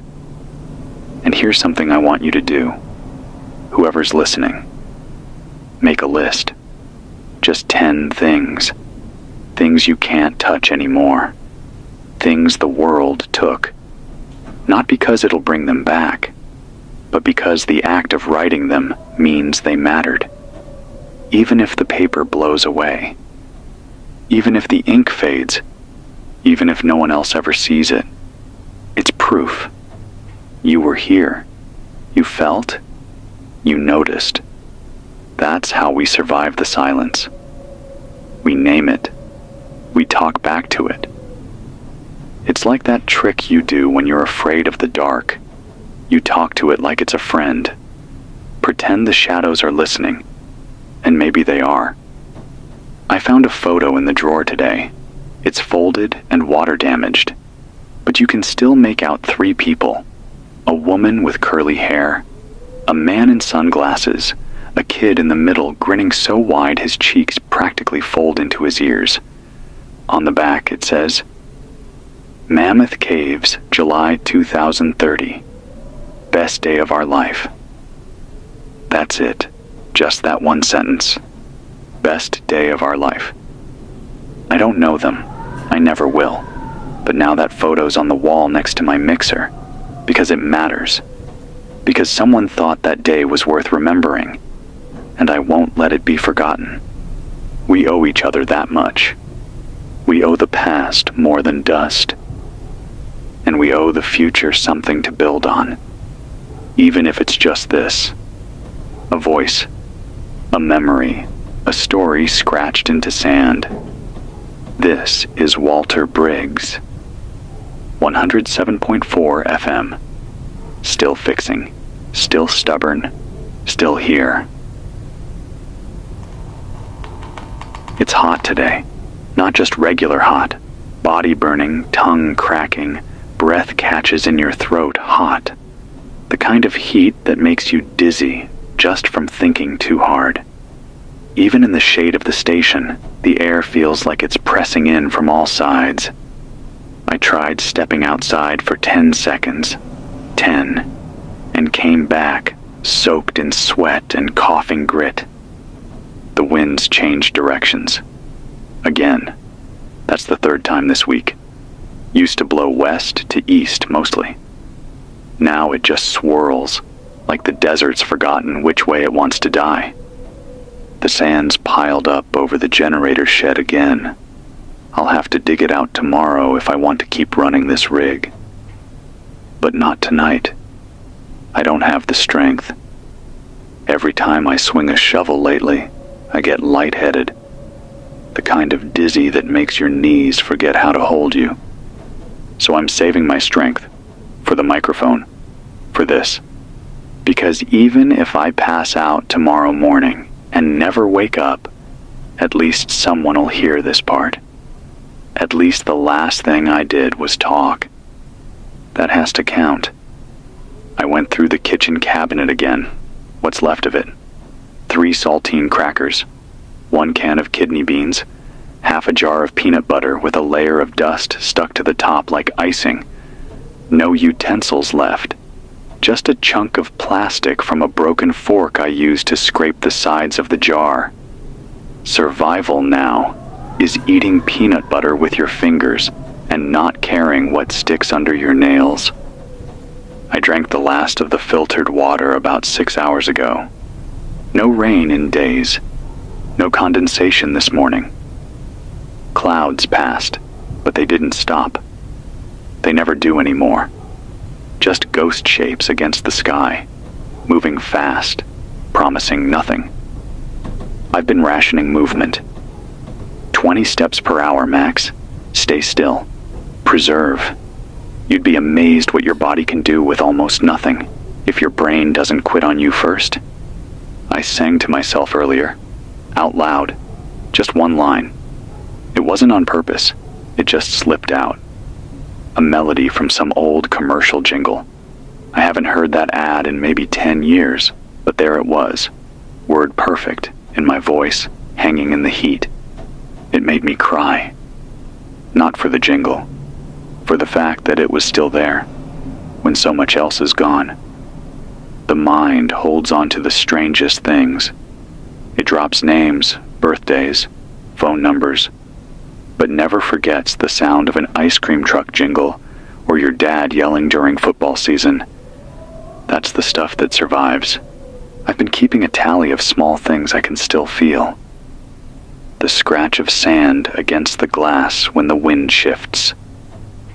The ache in my knees when I sit too long. The warmth of the radio board under my palm. The flicker of the on-air light when I jiggle the wire. The way my breath fogs the glass, just barely, when I lean close to the window. I think I write these down so I don't forget I'm still a body, still a person, still alive. You'd be surprised how easily that slips away. When there's no one to talk to, no one to look at you, nod, smile, say your name, your edges start to blur. You stop feeling like a character in a story. You become background noise, a flicker, a leftover. That's why I keep talking. Not for you, not even for the record, but for me, to stay solid, to remind myself I'm not just the last sound in a dead city. There's a journal under the desk. Belonged to someone who worked here before me. Real name even. Erin Caldwell. She kept it tucked in the bottom drawer, wrapped in plastic. I only found it last week. Pages filled with neat handwriting and radio notes. There's a part where she wrote, "Even if nobody hears you, speak like they do. Speak like it matters." That line circled. Twice. I don't know why she wrote it, or who she was hoping would find it. But I'm glad I did, because I needed that, today especially. I don't know if I'll wake up tomorrow. I say that often now, but today it feels closer to true. My body's shaking more. My fingers are cold, even though the air's boiling. But here I am, still sitting, still breathing, still whispering into a mic that crackles and hums like a heartbeat. So if you're there, if you hear this, know this much. I'm not brave, I'm not strong, I'm not smart. I'm just too damn stubborn to stop talking. And maybe that's enough. This is Walter Briggs. 107.4 FM. Still melting. Still morning. Still here. It's after dark, I think. No real moon anymore. Just a faint glow you could mistake for static in the sky. Like the nights full of old television signals bleeding through the atmosphere. Nothing but a smudge where the stars used to be. I'm lying on the floor of the station, mic on the ground next to my mouth. Can't sit up right now. Got dizzy again. Hands are shaking. Legs feel like they're full of water. I don't think I ate today. I can't remember if I meant to, or if I just forgot how. Funny how a body forgets the very things it's built to do. I'm not telling you this to scare you, or for pity. I just want to say it out loud while I still can, because silence has weight, and if I stop speaking, I'll get buried under it. This might be a short one, or maybe long. Depends what my throat allows. There's a bird nest in the back corner of the ceiling. Or what used to be one. Just twigs and dust now. I noticed it today when I was dragging the water bucket in from the trap. It's collapsed in on itself. A failed home. But I didn't touch it. I don't know why. Maybe I still believe in the chance something will come back to it. Or maybe I just didn't want to disturb something older than me. Something that once knew how to build. We were all builders once. Now we're just remembering. I've been writing names again. Names of people I used to work with. People who sent emails I never answered. People I stood behind at coffee shops. The woman at the bank who always said, "Hi, Walter," like it mattered. I write them on a roll of receipt paper I found behind the desk. One name per line. I don't know how many are left, but I keep writing. Names are how we make ghosts feel real, and I want them to feel real. I want to say them before they slip completely from the world. There's a name I've been avoiding for months. Jessica? There, I said it. She was something. We never had a label, never got to define it. But we circled each other for years, sometimes too close, sometimes too far. She liked to whistle, terrible at it. Couldn't hold a tune. Drove me nuts. Now I'd give anything to hear that off-key whistling again. She was in New Mexico when it started. Said she was heading to higher ground. I told her to come here. She said she'd think about it. That was the last message I got. I've played it back hundreds of times. Her voice is so casual, like she wasn't scared, like she believed it would blow over. I envy her voice in that recording.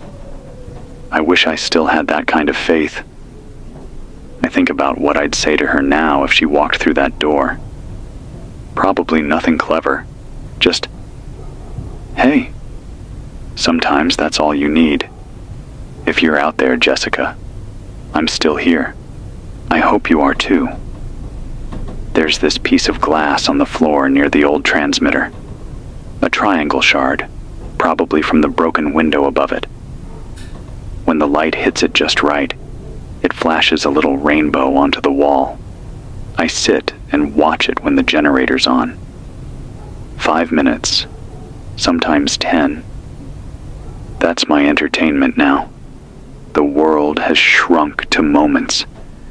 A sliver of light on the wall, a warm cup, a working switch, a voice in the dark. That's it. And it's enough. Or at least it has to be. I don't believe in happy endings anymore. I believe in honest ones. I believe in showing up, in keeping the mic warm, in saying your name into the dark even when no one says it back. So here it is again. This is Walter Briggs. 107.4 FM. Still lying down. Still whispering. Still here. I did something today I haven't done in months. I cleaned myself. Not a full bath, obviously. Water's too scarce for that. But I soaked a rag in boiled runoff and wiped down my face, neck, arms. Got the worst of the grit off. Picked out the crust under my fingernails. Cleaned the dead skin from between my toes. Dried off with the corner of an old t-shirt I'd been using as a dust rag. And when I looked at myself in the mirror afterward, just for a second, I almost saw me again. Not the radio husk I've become. Not the broken shell with a voice. But me. The person who used to walk to work with headphones in. Who used to count gas prices out loud at the pump. Who used to get annoyed when the line at the grocery store was too long. I used to be real. We all did. Now we're just trying to hold on to that. So I sat on the floor for a while. No microphone, no broadcast. Just sat there, damp and raw and human. And I thought, maybe this is what survival actually is. Not just eating, not just breathing, but remembering you're still a person, even if no one else sees you. Even if no one's left to remind you. I brushed my teeth too. Dry brush. Just a smear of paste I squeezed out of a tube like it was gold. My gums bled. But when I spit into the bucket, it tasted like mint. And for that 1 minute, I wasn't in a desert bunker. I was in a bathroom. Somewhere warm. Somewhere normal. Just a guy brushing his teeth before bed. That minute stretched longer than it had any right to. That's the trick, isn't it? Finding time inside of time. Making something small feel like everything. That's what this whole broadcast is, really. A stretch, a moment, a toothbrush in the dark. So if you're out there, if you've got a rag, a bucket, a way to boil water, clean yourself. Even just your hands, even just your face. Not because it'll save your life, but because it might save yourself. This is Walter Briggs, 107.4 FM. Still dirty, still human, still here. I don't know what time it is. I don't know what day it is.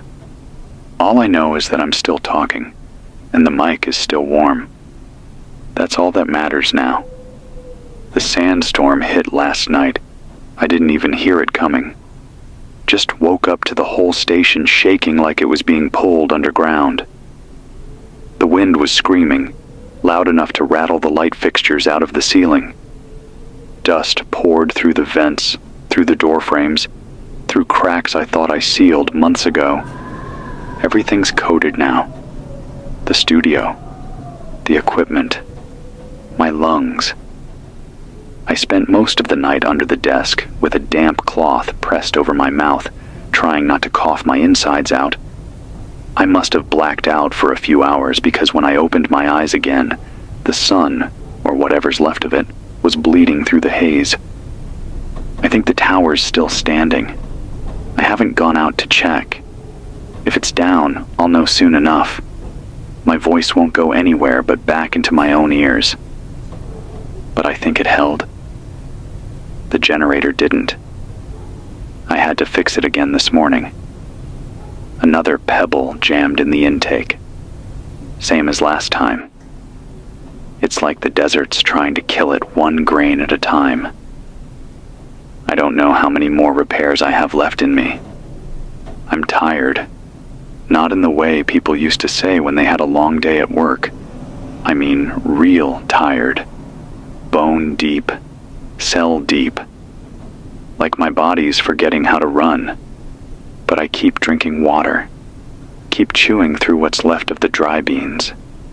Keep speaking.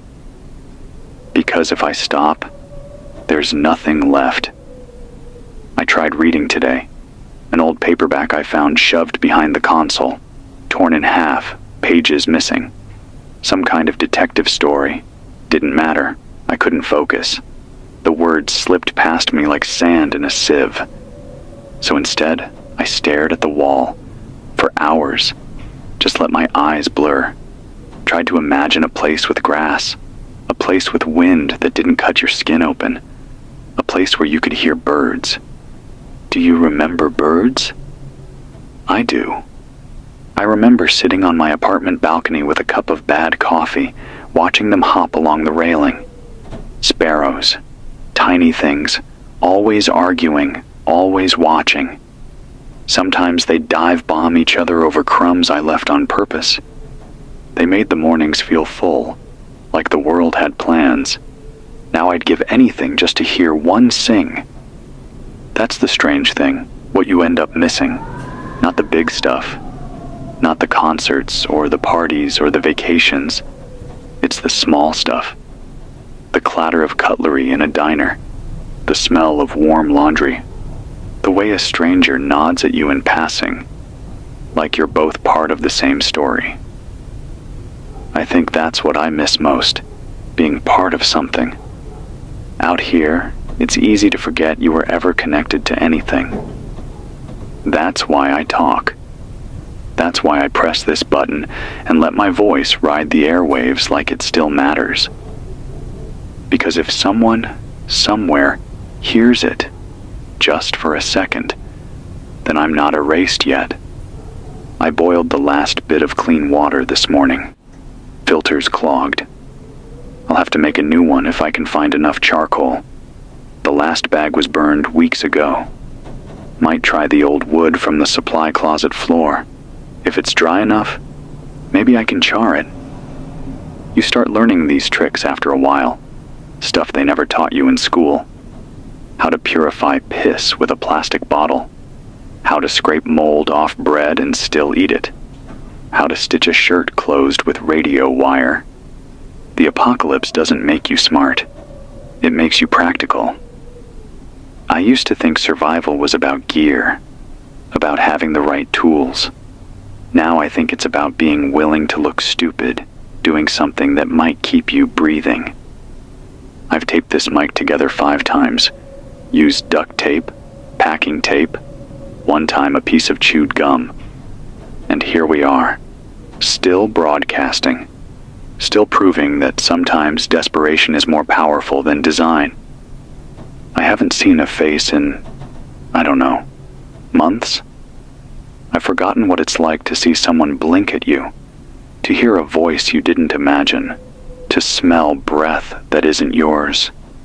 And yet, here I am, still picturing you, not a specific you, just the idea of you, out there, listening, breathing, someone with a makeshift shelter and a busted-up receiver, someone who's also tired, but refuses to stop.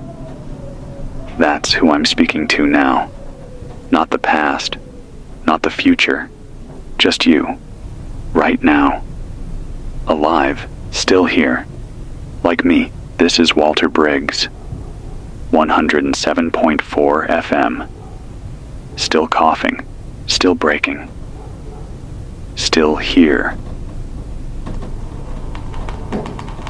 I haven't eaten in 2 days, might be more. The clock's not working again, and the watch ran down sometime last night. My hands shook too much to wind it. I tried to open the can of beans I'd been saving. The pull tab snapped off. Couldn't find the opener. I looked everywhere. Under the desk, behind the shelf, inside the damn toolbox. Nothing. I ended up using a pair of rusted pliers to saw through the lid, but by the time I got it open, my arms were too weak to lift the spoon.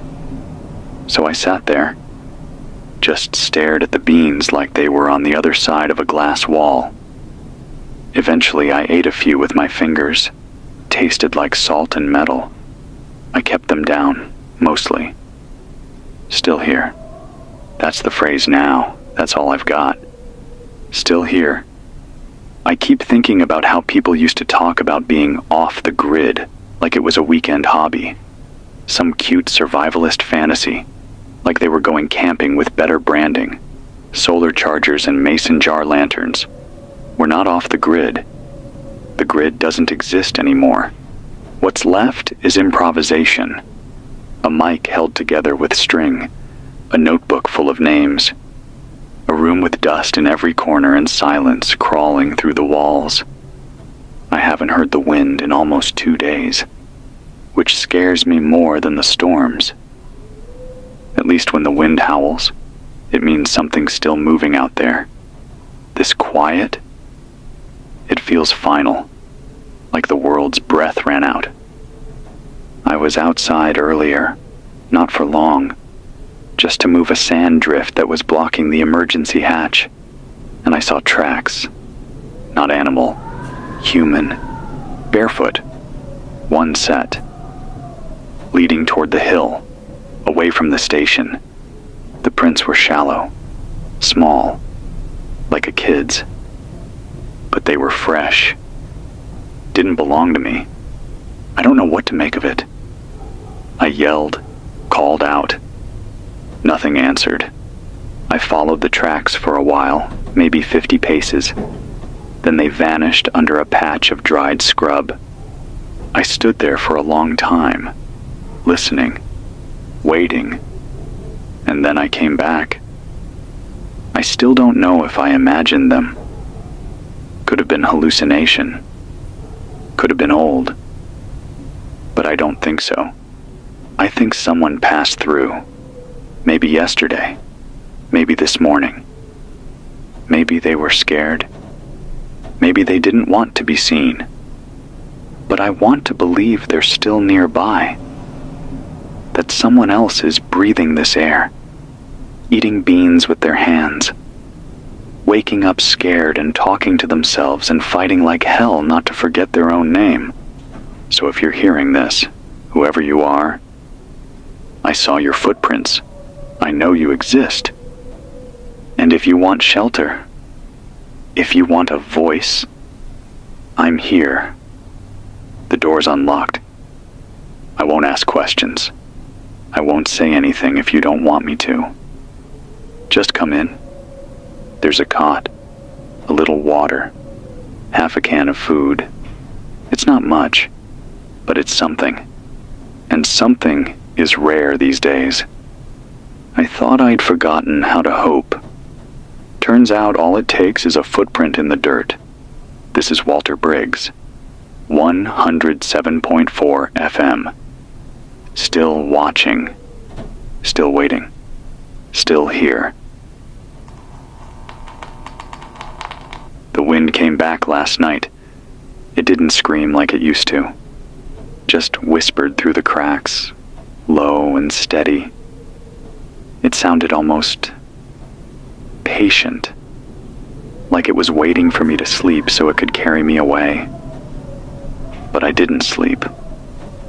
I sat in the dark with my back against the door, clutching the crowbar I found under the workbench. I don't know what I thought I'd fight off.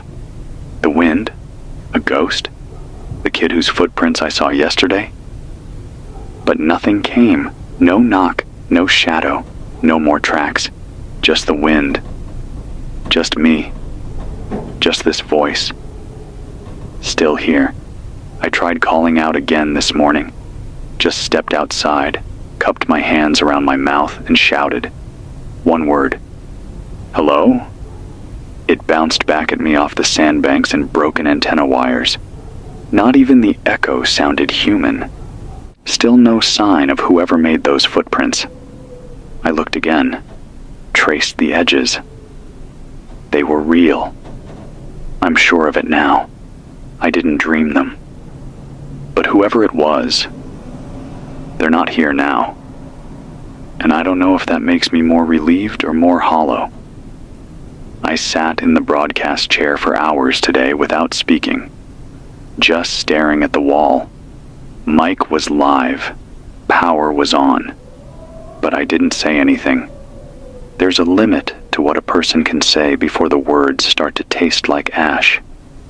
But now I'm here, and the words are coming back. Because this space, the mic, the static, the hum, it reminds me I still have something left, even if it's just my voice. I cracked open the last can of peaches this afternoon. Been saving it since spring. Thought I'd hold on to it for a celebration or a visitor or a miracle. But the tin was starting to bulge. No choice. It was now or never. I ate them with my fingers. They were warm and sweet and a little metallic. And for a second, just a second, I cried. Because it tasted like sunlight. Like memory. Like something I thought I'd never feel again. It's funny what survives. The buildings fall, the trees die, but a can of peaches, buried under the floorboards and forgotten, becomes holy. Maybe that's how we'll be remembered. Not as civilizations or nations, but as flashes, a page of handwriting, a tin of fruit, a whisper on a cracked frequency. Still here. I found a cassette tape while I was digging through the bottom drawer today.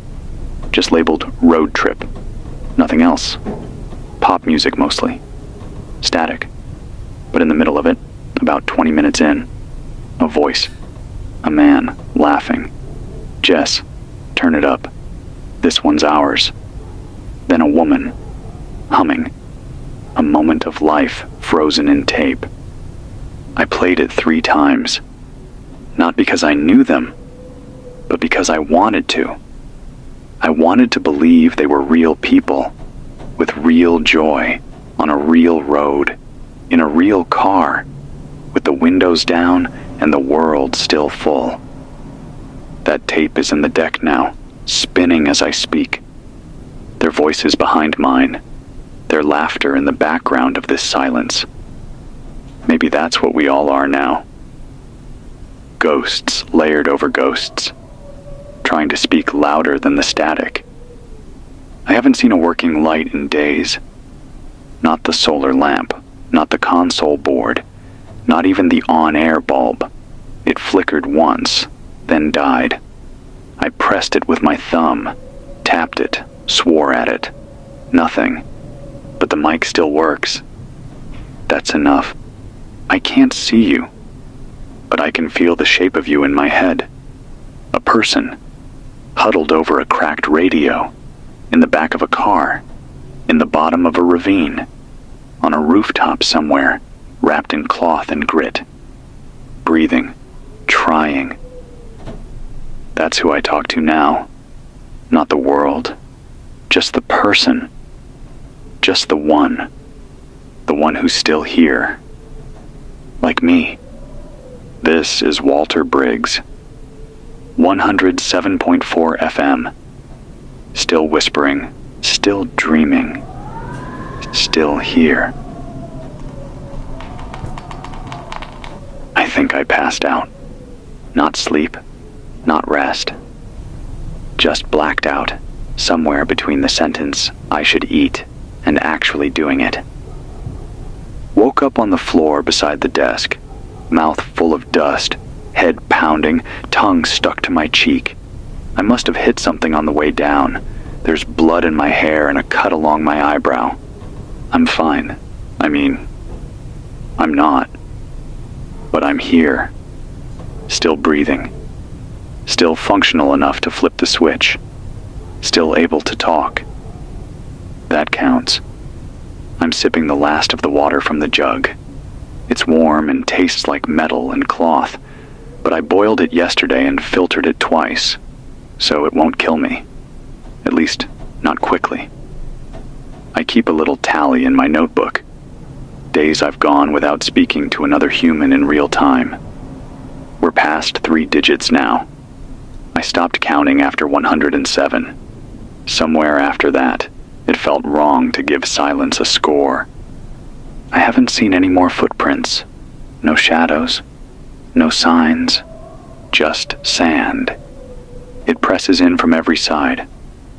The building's quieter now because the sand has risen halfway up the windows, muffling everything. It's like living in a tomb that hasn't decided if it's done yet. I've thought a lot about death. Not because I want it. Just because I'm close enough to feel it hovering around. It's not dramatic. Not a scream or a bang or a noble last breath. It's slow. Software. Like fading out of a dream you didn't realize you were in. You don't even feel pain after a while. Just the slipping. But I'm not there yet. I'm still talking. Still thinking. Still noticing small things. Like how the air smells a little different after the storm. Like ozone and copper and something burned. Like how my left foot always falls asleep faster than the right when I sit too long on this cracked stool. Like how the dust on the mixer glows when the lantern hits it just right, like glitter made of ground-up bones. That's what's left now. Observations. Fragments. Proof that I'm still aware. Still turning the wheel inside my skull. I've written 5 pages of names today. Some I remember. Some I don't. Some I think I might have invented just to fill the space. But maybe that's the point. Every name is a marker, a reminder, a tether. If we forget them, then none of this mattered. I heard a sound earlier, not the wind. A thud, just once, like a hand hitting a wall. I froze, waited, listened. Nothing came next. But I know what I heard. It could have been anything. A branch, a beam shifting, a pipe finally collapsing under its own weight. Or maybe it was something else. Maybe I'm not as alone as I think. If someone's here, if you're here, you don't have to say anything. You don't even have to show yourself. Just move something. Let me know I'm not broadcasting into the end of everything. Because that's what it feels like now. Like the whole world exhaled and didn't bother breathing back in. But I'll keep doing it. I'll keep pulling air into these lungs. I'll keep pushing it back out through this mic until the generator dies, until the batteries fail, until my voice gives out, because someone has to be the last one talking. And maybe it's me, or maybe I'm just holding the line until the next voice finds the courage to speak.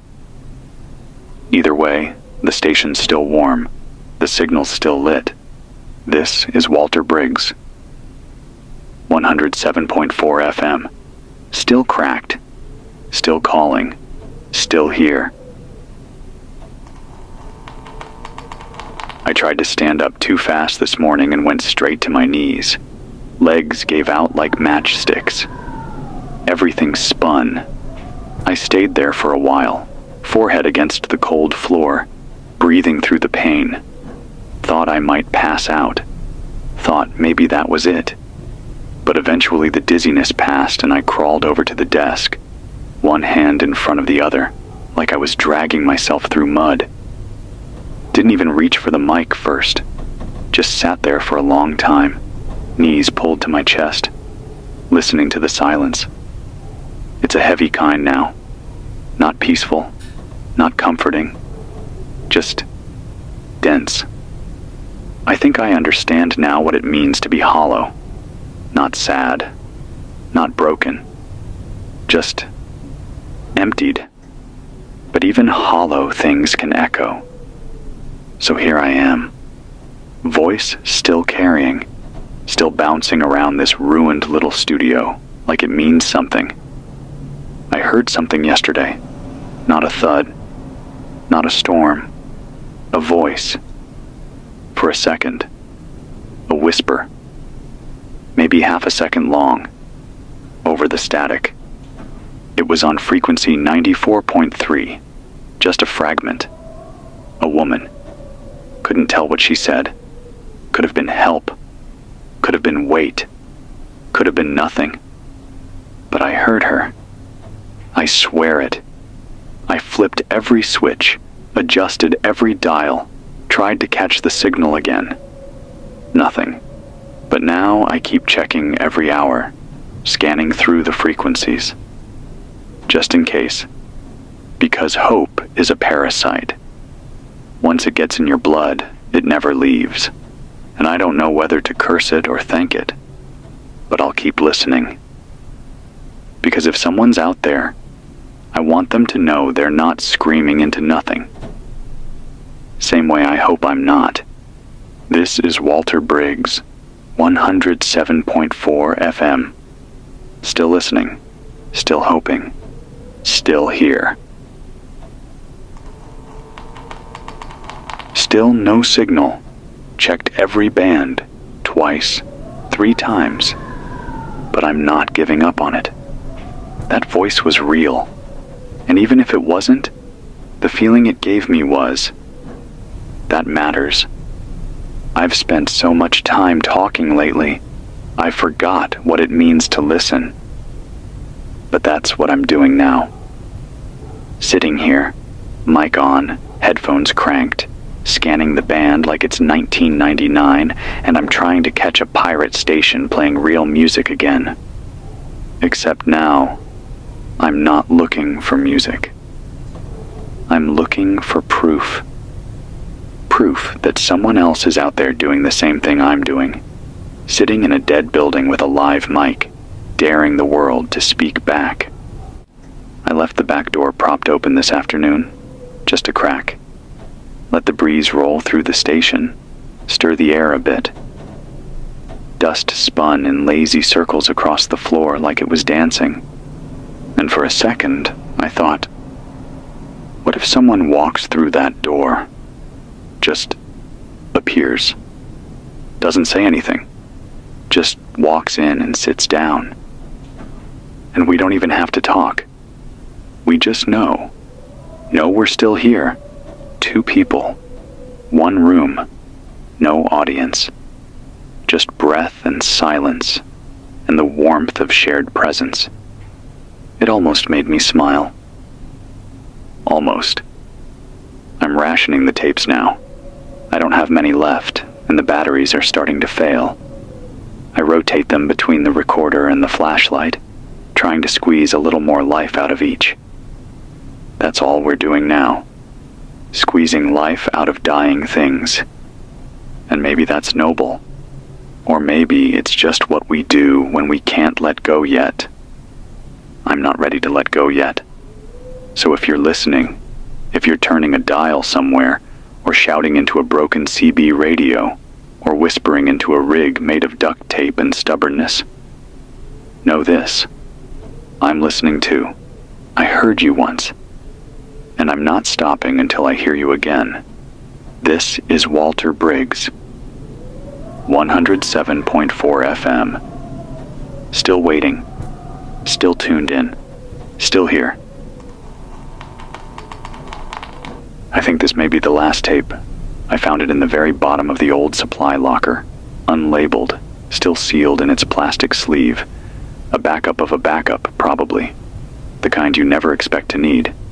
But here I am, recording into it with the last good batteries and a mic held together with string and prayer. I've rewound the others. Not to listen. There's no time for that anymore.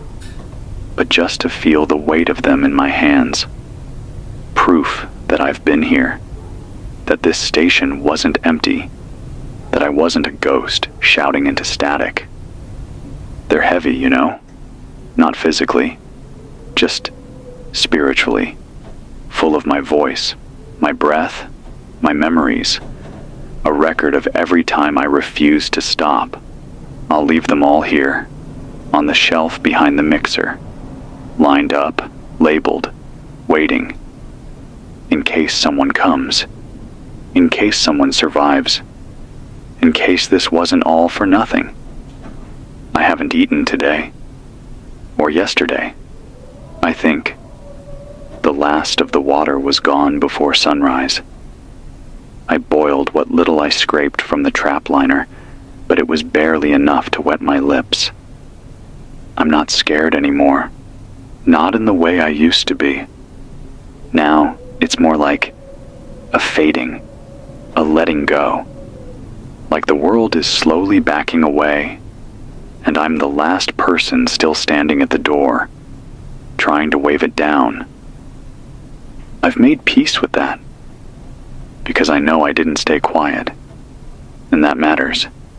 I moved the chair today, dragged it over to the center of the room, pointed it toward the cracked window, propped open the emergency hatch, let the last of the breeze touch my face.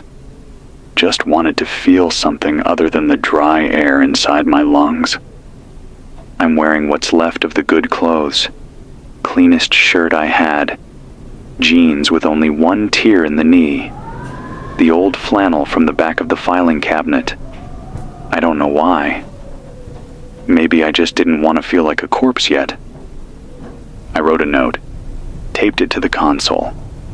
It says, if you're reading this, the broadcast tower still works. The world isn't over just because it's quiet. Keep the mic warm. Keep talking. Walter Briggs, that's it. That's my legacy. Not a monument. Not a grave. Just a note on dusty plastic and a signal still humming, however faint. If you're hearing this, I don't know how. Maybe you found the tapes. Maybe you're tuned in by accident. Maybe you've been listening all along. Either way, thank you. For being real. For giving me a reason to keep the light on. I want you to know something. I wasn't brave. I was scared every day. Scared I'd die. Scared I wouldn't. Scared no one would hear me. Scared someone would. But I stayed, and I spoke, and I remembered. That's enough. If the world is going to come back, it won't be because of the strong. It'll be because of the stubborn. The ones who kept growing things in bad soil. Who kept writing when the ink ran dry. Who kept whispering into the dark because maybe, just maybe, someone else was out there whispering back. I hope you're whispering back. I hope your signal's louder than mine. I hope your breath is steady. I hope your hands are warm. And I hope you know this one thing. You were never alone. Even here, even now. This is Walter Briggs, 107.4 FM, still here. Still here, still.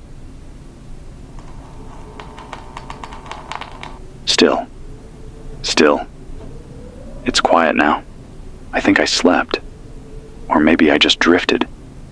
Time doesn't behave the way it used to. I blink, and hours fall away like ash. I close my eyes, and when I open them again, the light is different, the air a little heavier, but the mic is still warm beneath my fingers. My voice is soft. I know that. Not much left in the tank. Every breath feels like a negotiation with the sky. I'm sitting in the chair again. The good one. The one that squeaks if you lean back too far. I've come to love that sound. It means something's still working.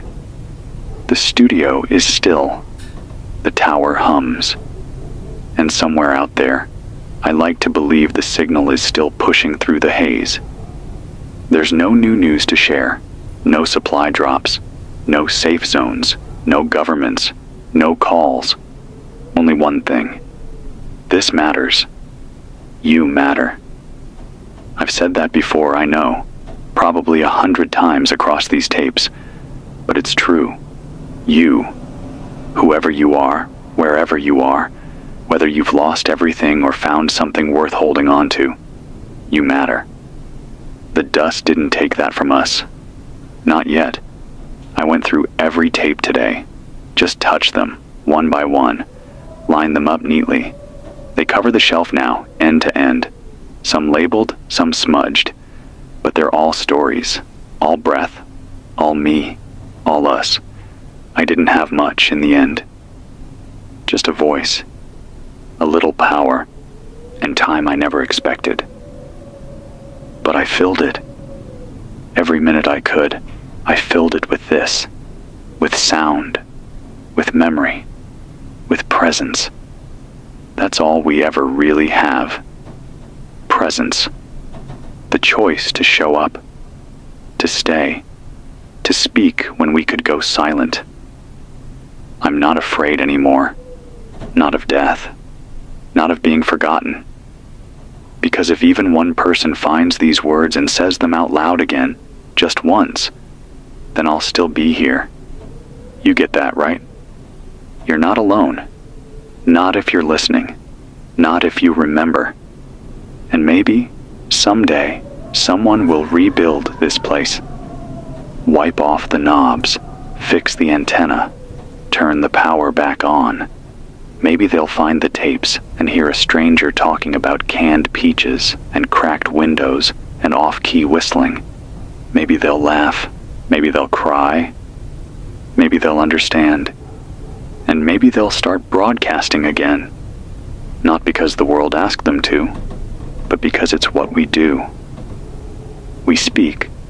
We endure. We remember. My name was Walter Briggs. I was a radio host. I stayed behind when the world dried up, because someone had to keep the light on. This was 107.4 FM. And if you're hearing this, we were still here. I was still here. I was